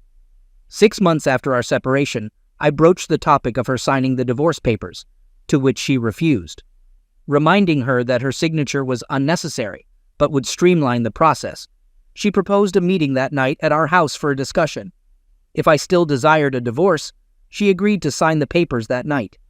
I consented, and she arrived with small black composition notebooks resembling bound books. She explained that she began jotting down thoughts the day after receiving the divorce papers, unsure why, but finding it helpful. Detailing everything she could recall about the events in as much detail as possible, she wanted me to read it, cautioning that it would be emotionally challenging. Despite my reluctance, she insisted, acknowledging the risk, but feeling compelled to help me understand why she was attempting to salvage our marriage. Reluctantly, I read it. It proved to be a difficult experience, as the closeness details were not explicitly described, but alluded to in general terms. What she said about me and our marriage to the janitor, however, was deeply impactful. The book chronicled her mental breakdown, initially presented in a jumble and unorganized manner, but gradually improving each day. She began to analyze her actions, deeming it her therapy. One passage described an irrational conclusion she reached, believing it would rectify everything. According to her, She remembered she never climaxed with the janitor, concluding that if she didn't, it meant she did not enjoy it. Therefore, she believed she had done nothing wrong and I should take her back. This belief persisted until she discussed it with her dad, who uncomfortably clarified that it didn't work that way. Although reading the book didn't change my decision, it instilled a sense of fear in me. I remained concerned about her mental state until I read the content and the way she wrote. Unaware of how fragile her mind had become during those 2 weeks, I agreed to give it more time. This emboldened her to encourage me to write to her, to sit down and compose a letter or something about what had happened. She believed it would provide her with a better understanding of how to assist me. Acknowledging my own emotional turmoil, I considered that it might help me move on and potentially lead to a healthier relationship down the road. What I referred to as her writing therapy evolved into scheduled meetings twice a week. Our initial assignment was to document our perception of the state of our marriage before D-Day. During these meetings, we exchanged letters, made notes, and posed questions in writing. The rules were straightforward: answer honestly, no yelling, and no refusal to answer any question. We commenced with an analysis of our pre-D-Day marriage, progressing through each subsequent day until the Sunday I spoke with her father after she received the divorce papers. After that, we would reassess and proceed accordingly. I must admit, I behaved terribly during this period. While I answered questions honestly, there was one exception, which I'll address later. I used the opportunity to humiliate her, making her repeatedly recount the negative things she said to the janitor about me. I compelled her to provide excruciating details about their carnal encounters. Despite being relatively vanilla compared to our previous experiences together, it was genuinely hurtful. Initially, I believed I could handle it since I had no interest in reconciliation. However, hearing those details was tough. Looking back, it's astonishing how cruel I had become, but in my mind, it was justified at the time. After about a month of this process, I had to acknowledge that it helped me to some extent. She proposed moving back in and taking the next step, but I refused. Despite her pleading and a compelling argument, I stood my ground. I explained that even if I entertained the idea of reconciliation, I couldn't be closeness with her again. She accepted this condition, suggesting I could explore outside the marriage while she remained faithful. That wasn't my character, so I declined. After another month, I relented, but imposed strict rules. These rules were non-negotiable and firmly established. First, she had to sleep in the spare room. Second, absolutely no physical contact was allowed. Third, she could keep her money in her checking account, but I managed her banking and provided checks for her bills, rent for the room, expenses, and spending money. This was due to her giving the janitor $300 from our savings account a week before D-Day. Moreover, I anticipated that she might decline to move in.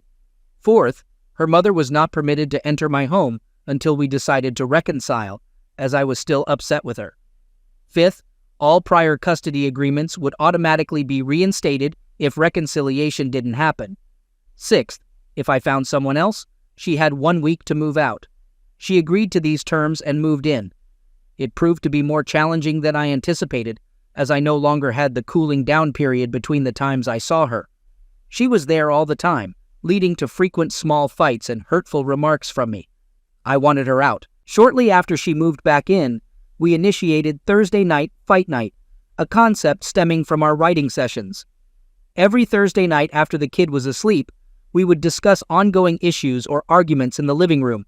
These matters had to be resolved before bedtime and could not linger. This practice persists in a modified form today, simply involving a dinner check-in about any issues to address that night. The kids remained unaware of its origin or purpose. I continued to be difficult, bringing up her affair at every opportunity. She handled it with composure, never engaging in the conflict. At that point, I would acknowledge I was emotionally cruel to her. Nevertheless, she remained resilient, recognizing that we were meant to be together. Since she played a part in destroying our lives, she was committed to rebuilding them independently until I could see what she saw and join her. She was willing to give me the time I needed. 6 months after she moved back in, I experienced my own breakthrough. After a particularly challenging day filled with triggers, I locked myself in the bedroom, unable to endure it any longer. My wife came to the door, knocked, and softly said, You need to talk. I'll be out here when you think you can." I heard her slide down the door, sit on the floor, and lean her back against the door. For an hour she patiently waited, and it was almost midnight when I finally opened the door. She inquired if she could enter, and I declined, suggesting we go to her room. Once in her room, she sat on the bed, and I settled into a chair. It was then that I finally revealed what occurred after I asked her to leave the night I discovered the affair. Following her departure, I spent significant time in my son's room, silently watching him sleep. I retrieved the checkbook, bill ledger, and a copy of the life insurance policy from my desk, placing them conspicuously on the kitchen table. After a shower, I retrieved my .38 from the closet shelf, laid it on the bed, dressed, combed my hair, and sat on the bed, grappling with the taste of oil on the barrel. I distinctly recall becoming fixated on that taste, identical to the scent. The duration of my contemplation remains unclear. Subsequently, I unloaded the weapon, returned it, changed clothes, and went to bed. Regrettably, I believe such thoughts enter the minds of many betrayed spouses. I admitted to her that it was the only detail I had concealed during our recovery. For the first time, I allowed her to hug and kiss me on the forehead in a non-goodbye context. It marked the initial emotional touch I permitted her to have with me. Although I claimed to forgive her that night, I did not genuinely mean it until several months later. Nonetheless, uttering the words began to open the door for me. Following that, physical touch gradually increased, holding hands, farewell kisses, hugs, and so forth. These interactions became more commonplace in our relationship. While full togetherness did not occur, we were progressing in that direction. Eventually, almost a year after her return, we became close. This period seemed like our hysterical bonding phase. She continued journaling, and according to her, we were closeness 32 times in 28 days. Years later, during a conversation, she revealed that until the night we became closeness, she woke up every morning thinking it might be our last day together. She kept telling herself to endure just one more day. Recognizing these signs, she understood that I was reestablishing a connection. Today, we enjoy a strong marriage, both successful in our careers with 3 grown children. As far as we know, they are unaware of these past events. There are no plans to disclose, but we won't lie if they inquire. Both of us underwent significant changes. My wife emerged stronger and wiser, viewing this period as an unnecessary evil she caused but successfully overcame. Sometimes, I believe she still imposes punishment on herself. As for me, this topic seldom surfaces in our discussions or arguments, not for over 20 years. She is perceptive and often recognizes when I experience a trigger. Though infrequent, they still occur, perhaps once or twice a year. While brief, they sting. Typically, she grabs my hand and holds it or hugs me, saying, "I love you," or simply expressing gratitude.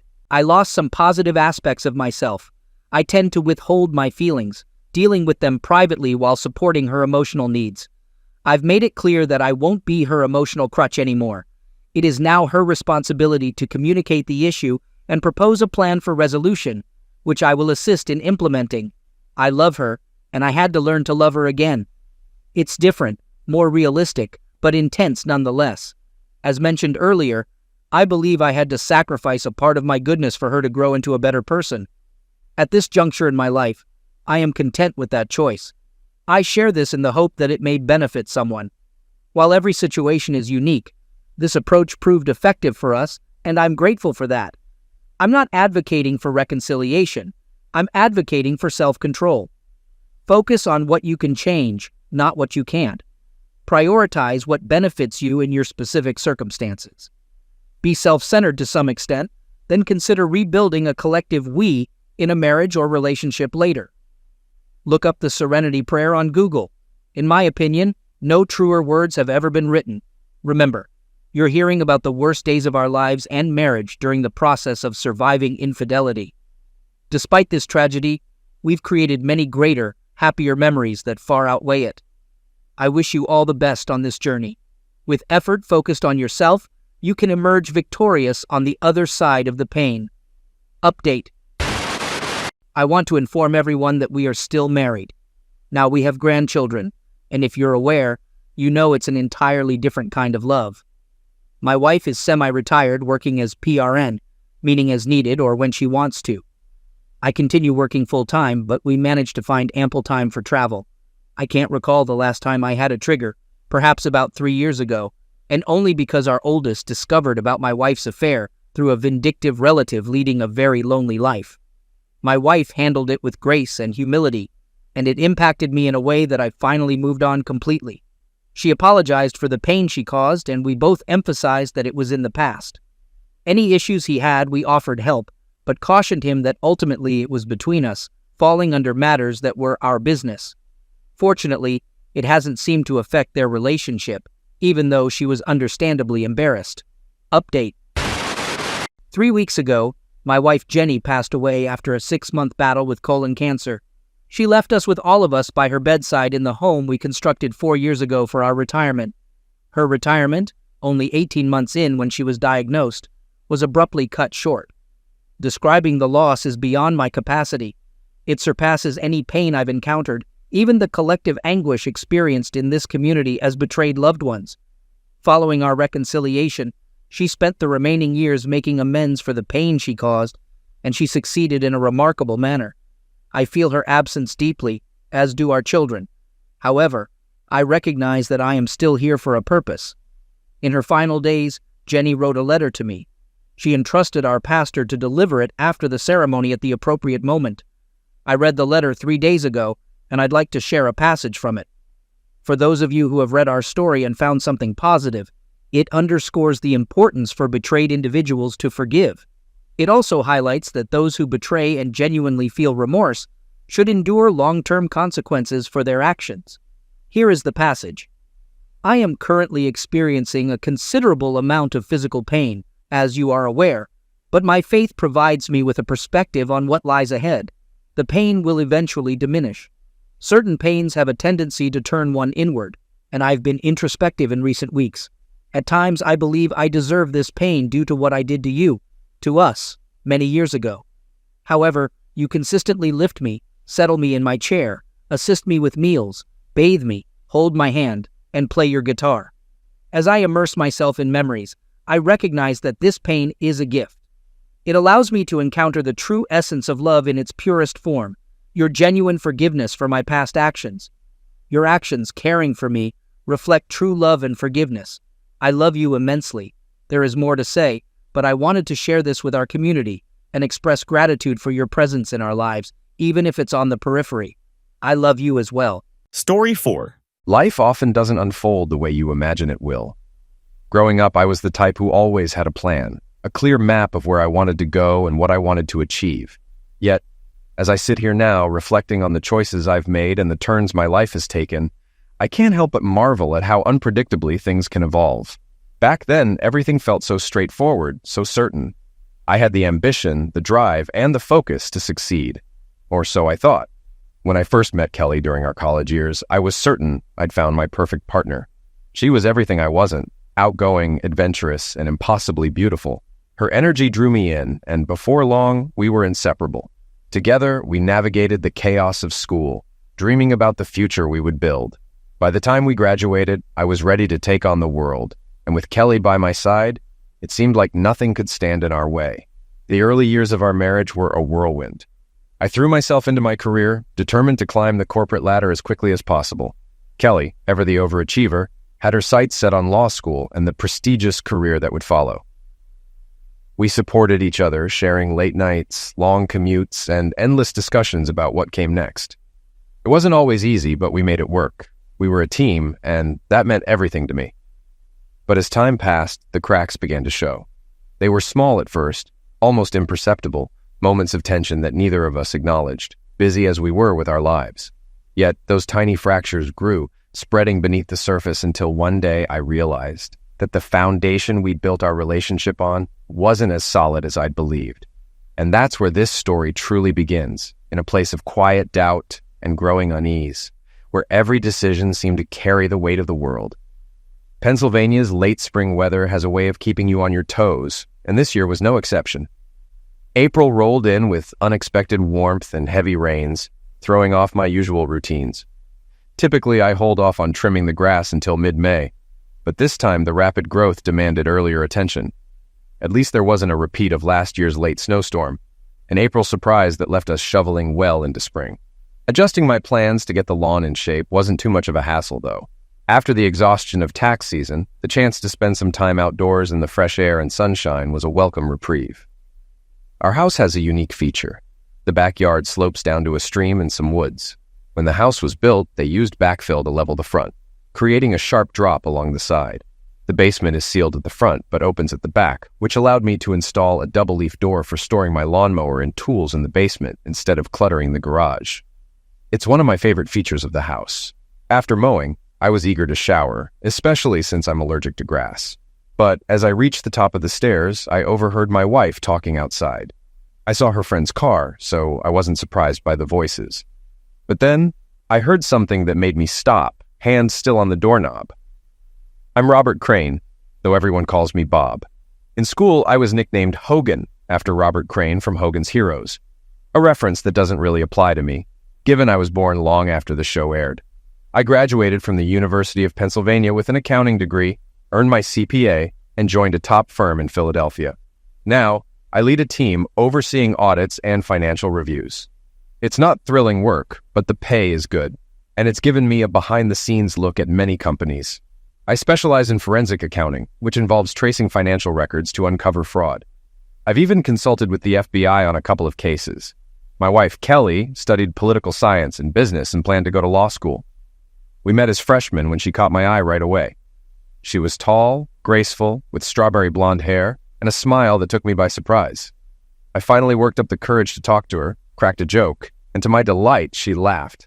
That led to us spending nearly every day together during college, much to our parents' dismay. By senior year, we were living together.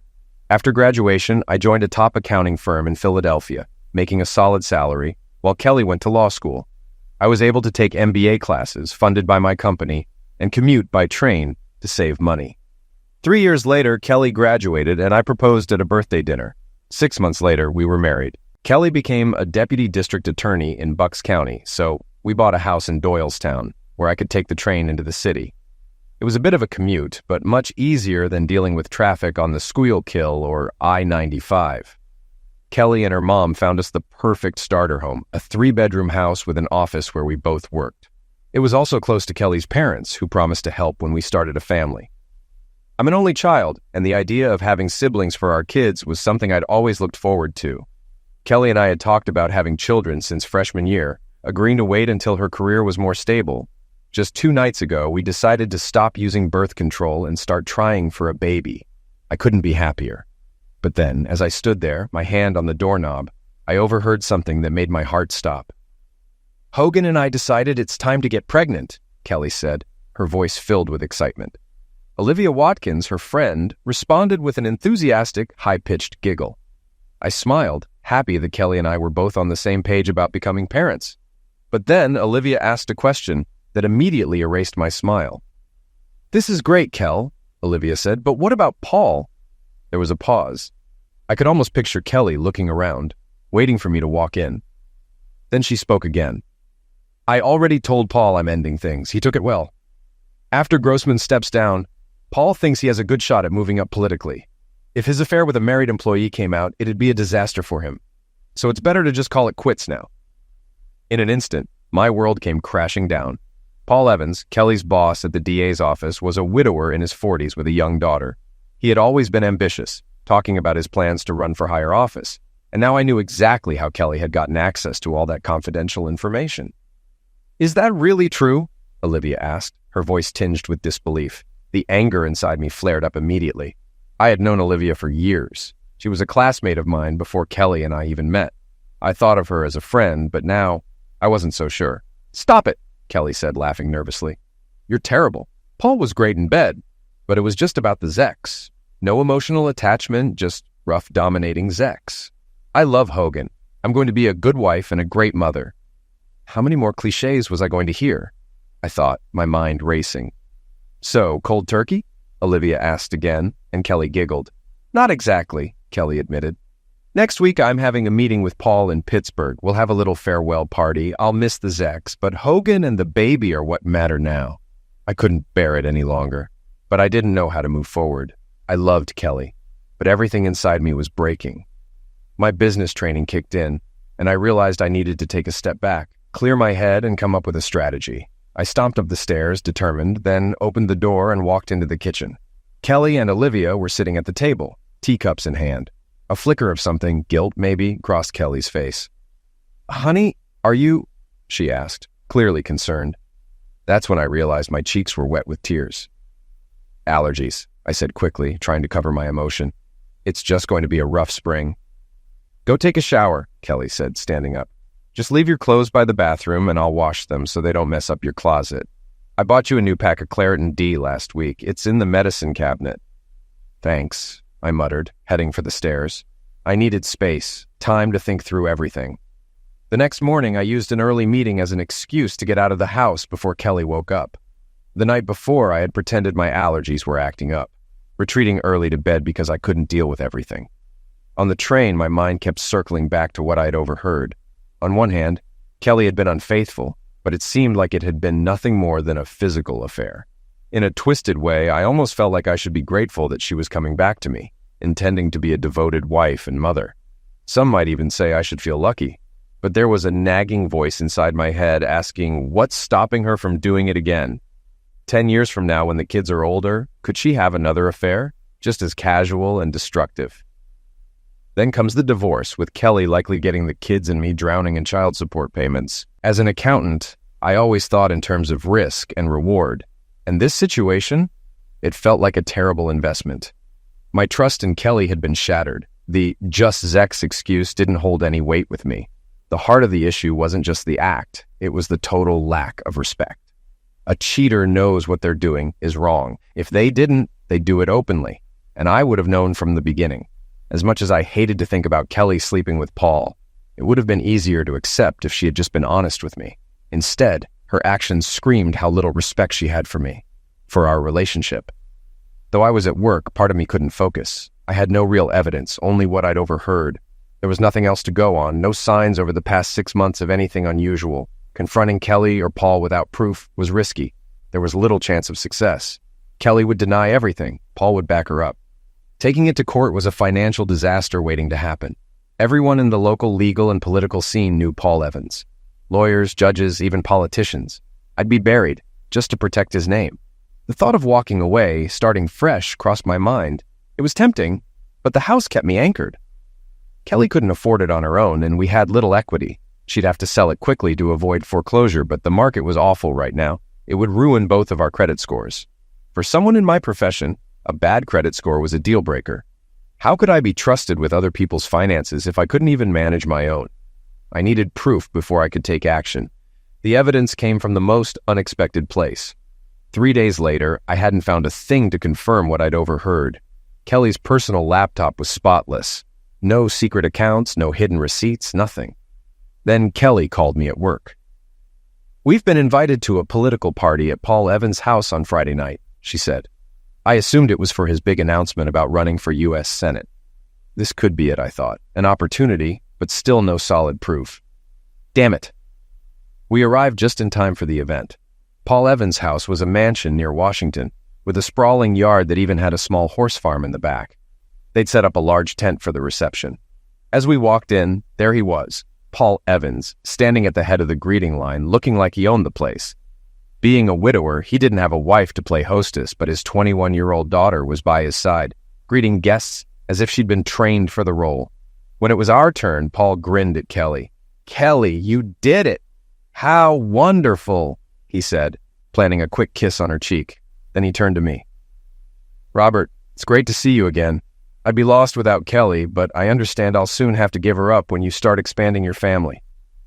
He laughed at his own joke. "Just let me know when you're done with her and I'll take her off your hands. No hard feelings." Kelly blushed slightly, and I fought to keep my temper in check. I understood exactly what he was implying.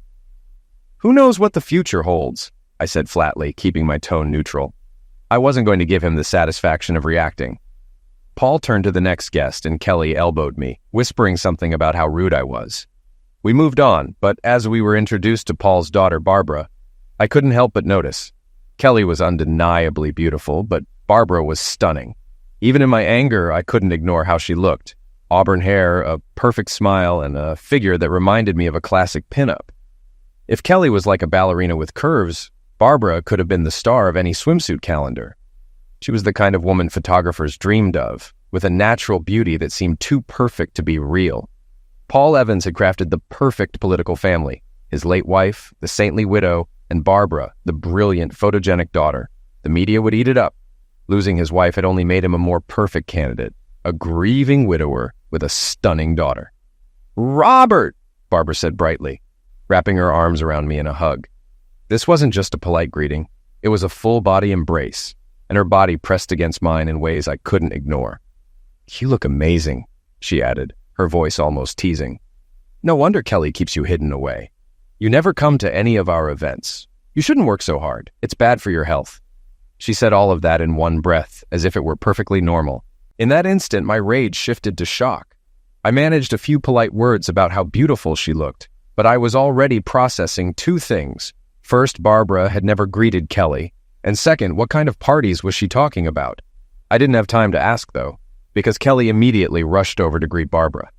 We were then ushered aside for the next guests. As Kelly and I wandered through the crowd, mingling with guests, my thoughts kept returning to Barbara. What did she know? Was she dropping subtle hints, or was it all just teasing? While pouring Kelly a drink, I asked, what was Barbara talking about when she mentioned those parties? Kelly waved the question away with a laugh. "Oh, she's just being a brat. Paul hosts team meetings and strategy sessions here sometimes. He says he thinks better with a drink in hand, and a bar isn't exactly private. Barbara was home a few times when we had those meetings. Don't let this go beyond us, but Paul let her drink at home before she turned 21. The pieces started clicking together. Paul didn't need to sneak away to a hotel or find secluded spots for his affair with Kelly. His house was perfect. No paper trail, no prying eyes, and plenty of plausible reasons for her to be there. These so-called meetings could have been legitimate gatherings where Kelly stayed late, or perhaps left and returned after everyone else had gone. It was the ideal setup to avoid suspicion from the legal team. "So, Barbara attends these meetings?" I pressed. Kelly laughed again, dismissing the idea. No, she was just around the house a few times when classes were canceled. She's poking fun at her dad for mixing work with drinking. Tugging at my hand, she added, "Come on, buy your young wife a drink." For the next hour, Kelly stayed close to me, never straying far. We chatted with some of her co-workers, and I lost count of how many people congratulated us on our plans to have a baby. I felt a strange mix of embarrassment and irritation. Why did all these people know such personal details about our lives? An hour later, Paul Evans stepped up to the microphone, his daughter smiling by his side. He thanked everyone for coming and launched into the announcement everyone had been expecting: his Senate campaign. The crowd buzzed with excitement, including a local journalist and photographer who were clearly prepping for tomorrow's headline. I won't bore you with the details of the party. It might have been enjoyable if my heart wasn't shattered and my mind wasn't working overtime, trying to figure out how to expose the truth. About 90 minutes after the announcement, Margaret Williamson, the first assistant district attorney, arrived and informed the group that Paul wanted to meet with his staff. Margaret was a force to be reckoned with, respected, tough, and deeply principled. She'd been a constant presence in the DA's office for years, providing stability as prosecutors came and went. Kelly had taken the job largely because of her, and I'd always admired Margaret and her rock-solid marriage to an electrician who now owned a thriving contracting business. They seemed like the kind of couple Kelly and I could have been. "Sorry for stealing your wife, Hogan," Margaret said with a rare smile. "Paul wants to go over some plans for the office once the campaign is underway." Moments later, she and Kelly disappeared into the house. I stepped away from the other spouses, feeling restless, and wandered to the far side of the pool. In the shadows, I found a wicker swing chair hanging from chains, partially hidden from view. It was the perfect spot to sit quietly and sort through my chaotic thoughts. I hadn't been there for more than 5 minutes when a voice interrupted my solitude. "So this is where you're hiding," it purred. I looked up to see Barbara slipping gracefully into the swing next to me. She turned to face me, her little black dress hugging her figure in a way that was both suggestive and reserved, a careful balance of allure and innocence. In my current state of mind, I noted this almost clinically, as though it were an observation detached from emotion. "You look like someone carrying the weight of the world," she remarked, her tone soft but probing. The last thing I wanted was to talk about my turmoil with my wife's lover's daughter, no matter how stunning she was. "It's just work," I said vaguely. "Lots of audits piling up." Barbara's eyes lit up with interest. "Really? I just finished an accounting course at school, and we covered forensic accounting and law enforcement. I thought it was fascinating." Even in my emotional fog, her comment surprised me. "Is that so?" I asked, genuinely curious. "It's not glamorous," she admitted, "but piecing together financial trails is like solving puzzles. It's exciting to uncover the truth, especially when people are trying to hide it." "Most people wouldn't agree," I said, though her enthusiasm was infectious. Barbara launched into a detailed explanation of what she'd learned in her classes and why she loved the subject. I found myself impressed. She spoke with clarity and passion, far beyond what I'd expect from someone just starting out. For a moment, I managed to forget my anger and focus on her words. Mentoring her, even briefly, gave me a reprieve from my inner turmoil. "You seem to really enjoy it," I remarked. "You've got a strong grasp of the subject." Barbara blushed at the compliment, her confident demeanor softening into something more genuine. "I've even thought about joining the FBI after graduation," she confessed. "But my dad wants me to become a prosecutor or work at one of his friends' firms. I'm not sure that's what I want." "You should follow your own path," I advised sincerely, "not your father's. I've worked with the FBI a few times when audits uncovered criminal activity. They're sharp and dedicated." Before Barbara could respond, Kelly appeared out of the shadows, her voice light and teasing. "So this is where you wandered off to? You two didn't get into any trouble, did you?" Barbara turned to her with a wide smile. "Not at all. I was just asking Bob about his work. It's so interesting. He's practically a legend in my accounting class." Kelly beamed with pride. "He's brilliant," she said. "I remember one case where he uncovered an embezzlement scheme by tracking login data. Most people would have stopped when they found the obvious culprit, but Hogan kept digging. The prosecutors barely had to do anything after he was done." Her words left me reeling. How could she look at me with such admiration while carrying on a 6-month affair with Paul? The contradiction was too much to process. Kelly must have noticed my expression because she asked, "What's wrong?" "Nothing," I said, brushing it off. "Just thinking about work." "Well, stop it," she scolded lightly. "We're at a party." Then, with barely a pause, she added, "Guess what? Margaret and Paul have given me a new task. I'll handle some admin work as I prepare for maternity leave. Margaret wants everything tied up neatly before I go." A flicker of hope rose in my chest at the thought of Kelly working more closely with Margaret and less with Paul, but it was short-lived. "I'll also be helping Paul during the campaign," she continued, "delivering important documents, traveling occasionally. It's not official campaign work, but I'll get to see everything up close. It'll be so exciting." The fragile hope I'd felt crumbled. Of course, Paul wouldn't let her go so easily. The weight of the situation hit me hard, and I felt my heart sink. Kelly had promised that she was going to end the affair so we could focus on starting a family, but now I couldn't shake the nagging fear that she might slip up again, especially with the campaign going on. If she got pregnant, how could I be sure the child was mine? Paul was my size and had the same complexion. Without a DNA test, how would anyone really know? The thought of it made my blood boil, but I fought to keep my emotions in check. This wasn't the time for outbursts. Barbara and Kelly quickly fell into a conversation about Barbara's new role in the campaign, leaving me in the dust. I used the moment to collect myself, knowing that after tonight, things were going to change. I needed a strategy. I had no idea how I was going to take on Paul's political clout, but I had to find a way. 2 days later, the solution walked right into my office. "Your 4 o'clock appointment is here," my assistant called from the doorway. I checked my calendar. It was blank. I was about to ask her about it when she stepped aside and let the visitor in. It was Barbara Evans. "Hey, Hogan," she said, flashing me a confident smile as she entered. Her long auburn hair cascaded over her shoulders, and her light sundress clung to her body, highlighting her fit legs and curves. The dress, though modest, suggested more than it revealed, and the thin straps left her arms bare. I was caught off guard for a moment, unable to speak. "I hope you don't mind," Barbara said, shutting the door behind her.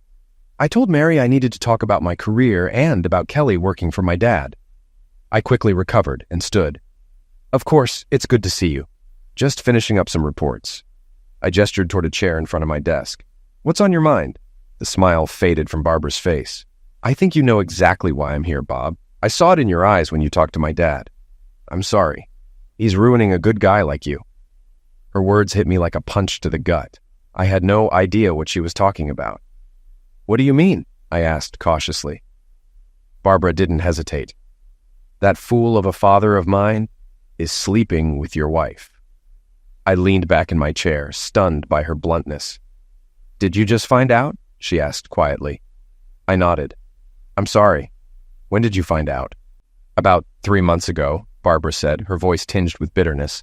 "I don't know exactly when it started, but I found out in February. One Friday, I came home early from a lunch with a friend. I was going to drop my stuff off and head out, but Dad asked when I'd be back. I told him after dinner, but my friend got sick, so I came home early instead. That's when I caught them. Dad and Kelly, having sex in our jacuzzi. I even got pictures and video of them running undressed into the house. There was a foot of snow on the ground." You took pictures?" I asked, still in shock. Barbara smirked, as if amused by my reaction. She reached into her bag, pulled out a large envelope, and slid it across my desk. "Here, these are from that day, and several others. My dad installed security cameras at the house, outside and inside. If you have the key fob, password, and know the site, you can access everything. I also have a flash drive with videos." I stared at the envelope, barely able to comprehend what I was seeing. Barbara had just handed me everything I needed to expose her father and end my marriage. "Why?" I asked, still trying to wrap my head around it. Barbara's face darkened with anger. "Because I hate him more than you ever could." I waited in silence, letting her words sink in. After a pause, she spoke again. "Dad met my mom when she was in college. He was an up-and-coming lawyer in the Philadelphia Sex Crimes Unit. My mom was from Ireland, escaping the aftermath of losing her family in the Londonderry bombing. She was with some guy who kicked her so badly, she ended up in the ICU. Dad was assigned to her case. They met, the guy went to prison, and a year later, they got married. He was always looking for ways to climb the ladder. He got a smart, beautiful woman with an accent, and Mom thought she found someone who would protect her. Then I was born." Her voice grew bitter. "Dad pushed me into gymnastics, thinking it would make me an Olympic champion to help his political career. You know how most gymnastics careers end?" I shook my head. "I don't think I've ever thought about it." "They call it the 3 Bs. Bosoms, bums, and boys," Barbara said with a sarcastic smile. "I got the bosoms. Then he pushed me into cheerleading to be the All-American girl. By 16, I realized I was just a pawn in his game. Mom knew about his affairs almost from the start. She begged him to stop, but she was too weak to leave. And because she was Catholic, divorce wasn't an option." Barbara paused, her anger palpable. "I sometimes wonder if her poor health, the way she deteriorated during her cancer treatment, wasn't just her giving up on life. When she died, I was at her bedside. The official story was that Dad was in court winning a big case. But in reality, he was celebrating by sleeping with his assistant. He's a monster." I was at a loss for words. "Why are you telling me all this?" I finally managed to ask. Barbara locked eyes with me. "Because you don't deserve this, and I want my father to pay. I want you out of your marriage with that traitor, and I want my father's political career destroyed, so badly that he couldn't even get elected dog catcher in a town full of cats." I considered just releasing the photos to the media or using them to bury Paul politically, but I knew he had too many powerful friends. It was clear that Barbara and I had a common enemy, and together we could bring him down. "What about your school?" I asked. "Won't it be harder to finish?" "No," she replied casually. "My mom left me a trust fund. I haven't touched it, but if I need to, I can pay for the rest of my education, my MBA, and still have plenty left over." I paused. "If your mom had all that money, why didn't she just leave? She could have gone back to Ireland where your father couldn't reach her." Barbara flinched at the question. "Because of her Catholic upbringing. Divorce was never an option for her, no matter what happened. She clung to her faith until the very end. Sometimes I think her end of life wasn't just inevitable, it was unconscious. But I don't really know." I could see the pain in her eyes, and I didn't press her further. What was clear was that she wanted to ruin her father just as much as I wanted to destroy him. She handed me the ammunition I needed. If I played this right, his career, his life, and everything he stood for would crumble.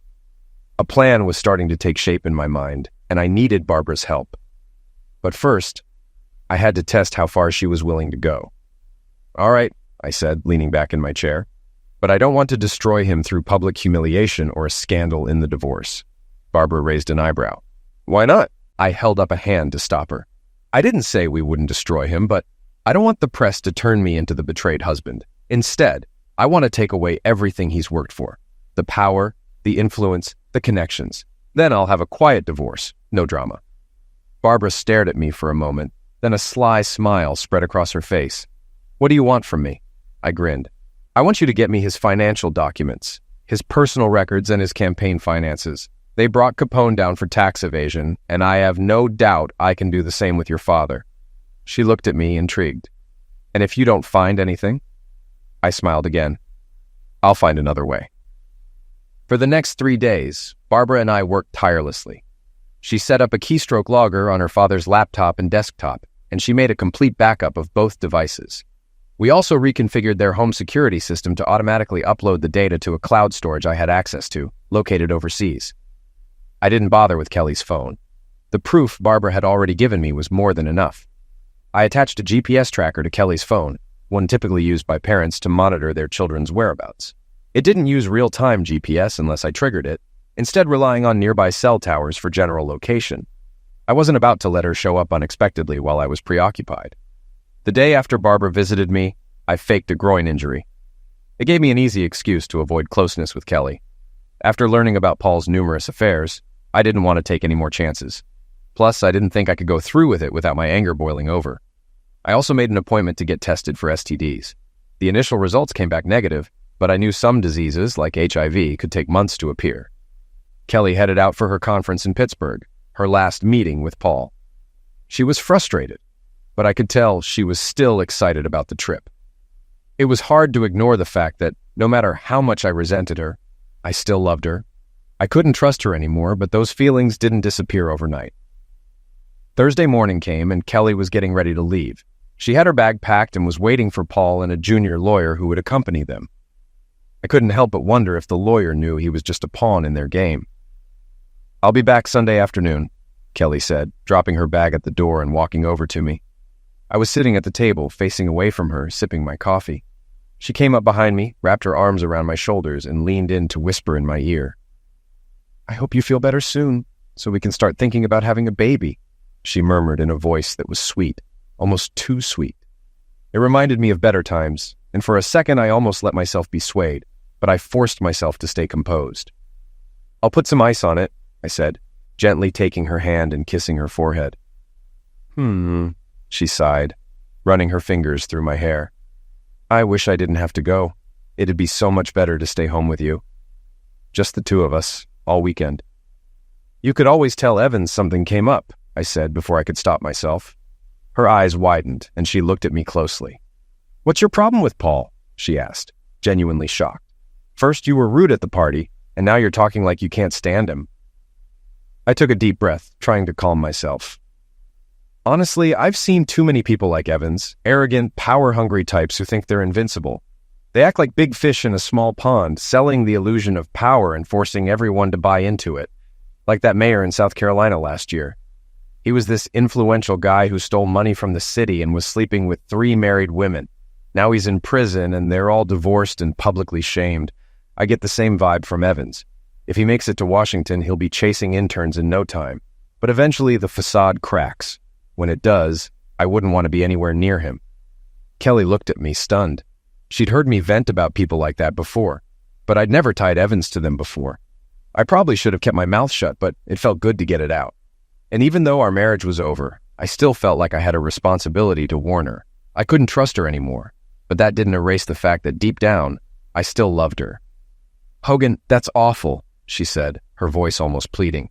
Paul's a good guy. He's done so much for this community. He's not like that.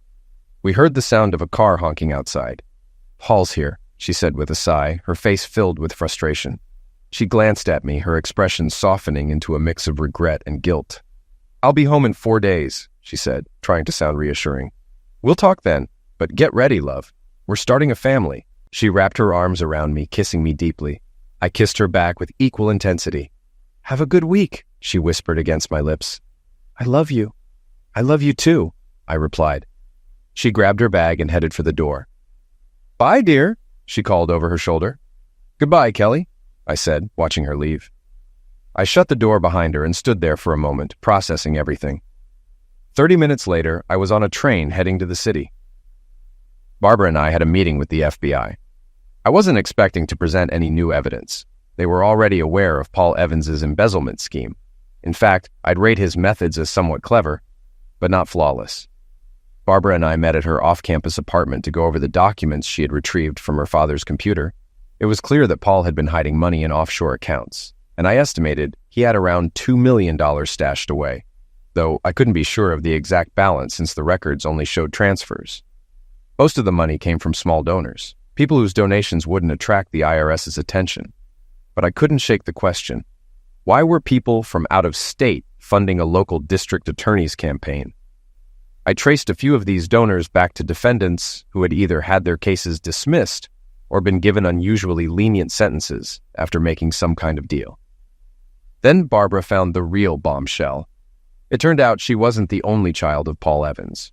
Over the years, he'd gotten 2 other women pregnant, one of them while his wife was still alive. His mother had worked for him at the time. The 3rd child was born less than a year after his wife's end of life, the result of a relationship with an 18-year-old volunteer at the hospital where his wife had been treated. Evans had been giving each of these women $2,000 a month, disguised as campaign contributions for poll research. Barbara almost tore her apartment apart in rage. I had to admit, her temper was as fiery as her red hair. By the time Kelly and Paul left for Pittsburgh, we'd examined everything in Paul's notes. There were still questions, but we didn't have enough resources to dig deeper. I documented everything and set up a meeting with the senior FBI agent I worked with in Philadelphia. Barbara came along to present the cover story we had concocted. She told Gary, the agent, that after taking a forensic accounting course, she'd decided to look at some real documents. She claimed that, out of curiosity, she'd noticed some strange transactions while reviewing her father's records. She called me for help, since I had experience with these kinds of things. Gary was no fool. He knew there was more to the story. But we had packaged it in a way that made him willing to overlook the obvious. A corrupt prosecutor right in his own backyard, and one who had just launched a campaign for U.S. Senate. This was the kind of career-making scandal he'd been hoping for. Barbara and I took a cab to her place since she had a late class, and I walked over to 30th Street Station to catch my train back home. As I made my way to the station, I considered packing my things and leaving before Kelly came back. Gary had promised to speed things up, at least by getting Evans's documents subpoenaed by Wednesday. I knew it wouldn't be long before the investigation went public, and Evans would soon realize that his so-called power was all smoke and mirrors when everyone started bailing on him. While I was on the train, Kelly called. She told me she was calling early because they were planning a big dinner, and it would be late before she made it back to her room. I had no doubt she wasn't planning on staying in her room at all. I gave her a vague answer, saying everything was fine, but she could tell I was distracted. "Is something wrong?" she asked, her voice concerned. "I just had a meeting with some FBI agents about something," I said. "I'm on the train and the investigation is still ongoing, so I can't talk about it." It wasn't a lie. Kelly sighed. "I can tell it's bothering you," she said. "This case might blow up.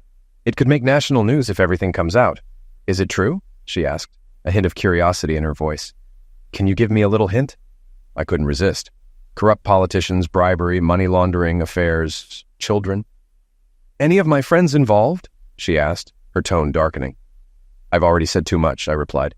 "If I say anything else, the Bureau will shut me down." "Oh, you're no fun," Kelly pouted. "Don't worry, love. Your secret is safe with me." We said our goodbyes, and she hung up as I entered the house. It hit me all at once. My marriage was over. We'd been together for 10 years, dating, marrying, and living what seemed like a normal life. I never imagined being single again. But that's where I was now. I didn't do anything for hours. I just sat on the couch watching the sunset. It felt like I was watching my life disappear into the horizon, a slow, silent sinking. I didn't move until midday Saturday, still trapped in my own head. I couldn't wallow forever. I needed to snap out of it. Ironically, it was while mowing the lawn that I noticed a BMW convertible pulling into my driveway. I stopped the mower and watched Barbara step out of the car. The first thing that caught my eye was her long, toned legs emerging from the driver's side. She was wearing sandals with thin straps that wrapped around her calves, a style that always reminded me of something from ancient Greece. As she stepped out, her muscles flexed in that effortless, athletic way that made her look strong yet graceful. She wore a white dress that flowed like a toga, ending just above mid-thigh, with lace at the hemline that exposed a bit of her upper thigh. The fabric was thin and silky, hugging her body just enough to be enticing, yet semi-sheer. Her bikini top peeked through the fabric and her arms, dotted with light freckles, were bare. The dress slid off one shoulder, leaving her other shoulder exposed. Her long red hair cascaded over the bare shoulder, adding to her already striking look. But it was her piercing gray-green eyes and the smile she gave me as she walked up that really grabbed my attention. I turned off the mower and greeted her.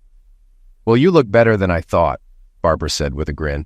"I half expected I'd find you drinking straight from a bottle or maybe standing on a ledge." I snorted. Last night I had a lot of thoughts about both. "We had to go through this," she said, her tone light but serious. "Besides, it keeps me distracted." "Have you seen a lawyer yet?" she asked, tilting her head. I shrugged. "I met with one Tuesday before they left. The documents will be ready by Monday. I've agreed to audit a client in Austin, so I'll leave Tuesday. Usually I only spend 3 days on these kinds of trips and work remotely until the report's done. But this time, I'll be there for 3 weeks. I shrugged again. It's probably a cowardly move, but I don't want to be here when all the crap hits the fan. Barbara's face softened, as if she understood. She knew the attention would be on her, too, as the daughter of the man at the center of all this. "Well, I'm glad you're thinking ahead," she said, smiling. "But I also know this is what you're good at." She flashed that smile again, the one that made me forget everything else. "Now I can make my plans, too." "All right," she said, her expression turning mischievous. "Here's the plan. I'll help you finish up here, then you'll come to me. We'll have some fun, and you'll even be able to look at me. And trust me, I have a swimsuit that you'll love." I tried to protest. "Barbara, I'm still married, and I don't think I'm ready for anything right now." "You need to let off some steam before you blow up," she insisted. "Besides, you know the saying, what's good for the goose is good for the goose." Her gaze was playful, sly, but completely without guile. I couldn't help but laugh. In one of those strange twists of fate, we ran into Olivia after I finished my yard work. I cleaned myself up, and we decided to go out for a late lunch at a nice place. I wasn't really in the mood for anything intense, but it felt good to get out of the house. And spending time with Barbara wasn't exactly hard on the eyes. As we approached the restaurant, I saw Olivia's car parked out front. For a moment, I thought about telling Barbara to turn around, but then something snapped inside me. After all the planning, the careful moves, and everything I'd held in, seeing Olivia's car was the tipping point. I took Barbara's hand and led her into the restaurant without a second thought. I slipped a tip to the owner to seat us at a discreet table that was somewhat hidden from view, but still visible when walking back from the restroom. I sat Barbara down, facing outward, and took the seat beside her. She smiled when I took her hand. "Why did you do this?" she asked with a smile. "Not that I'm complaining," I chuckled. "Remember I told you how I found out about Kelly's affair with Olivia? Well, her car's parked right outside." Barbara's laugh was full and throaty. "So I'm the other woman now. Ooh, I can get used to this." She leaned in and kissed me gently on the lips. It wasn't passionate, but it was full of promise. A lover's kiss. Our meals arrived, and for the first time in a while, I actually enjoyed myself.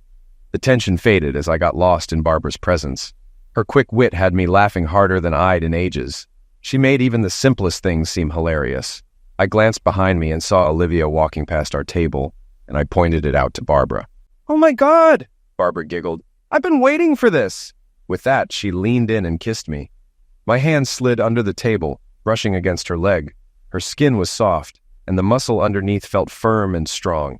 It was an electrifying sensation. I was so caught up in it that I didn't realize Olivia was screaming at me until the sound cut through the air. "Hogan, what the hell are you doing?" she yelled. "Who's this woman? Sneaking around while your wife's away. I thought you were better than this." I was certain the entire restaurant heard her. I pulled my hand back from Barbara and turned to face Olivia. "What's your problem, Liv? It's just some fun before Kelly and I settle down and have kids. Can you keep it down? People are eating here." Olivia stared at me, stunned, like I'd just slapped her. "What?" she stammered. "Come on, Liv," I said with a shrug.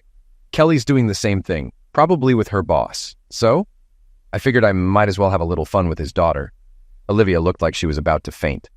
Barbara snickered, and I gave her a gentle squeeze to keep her quiet. "You know about this?" Olivia asked, still in disbelief. "I know I've been playing the loyal, clueless husband while my wife's out there having an affair with a woman I once considered a close friend," I shot back. Olivia flinched, and the disgust in my voice must have hit hard. "I knew Kelly wanted one last fling before having a baby," Olivia muttered.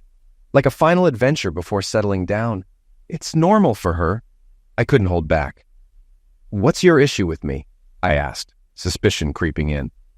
I didn't know about Kelly's affair with Paul, but as they say, once a cheater, always a cheater. Olivia hesitated. "Do you know about this too?" She sighed. "No, but thanks for confirming," I replied coldly. She went pale.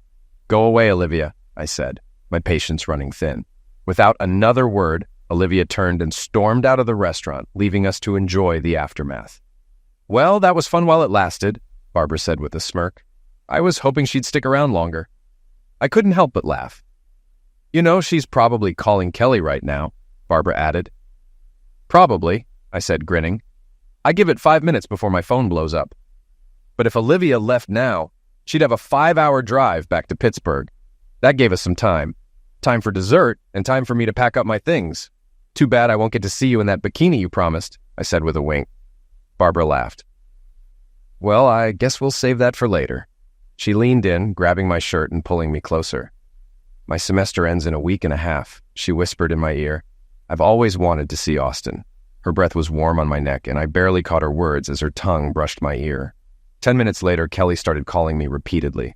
I listened to her voicemails, filled with fury over my supposed betrayal. I almost found it funny. After hours of her messages and texts, I blocked her number.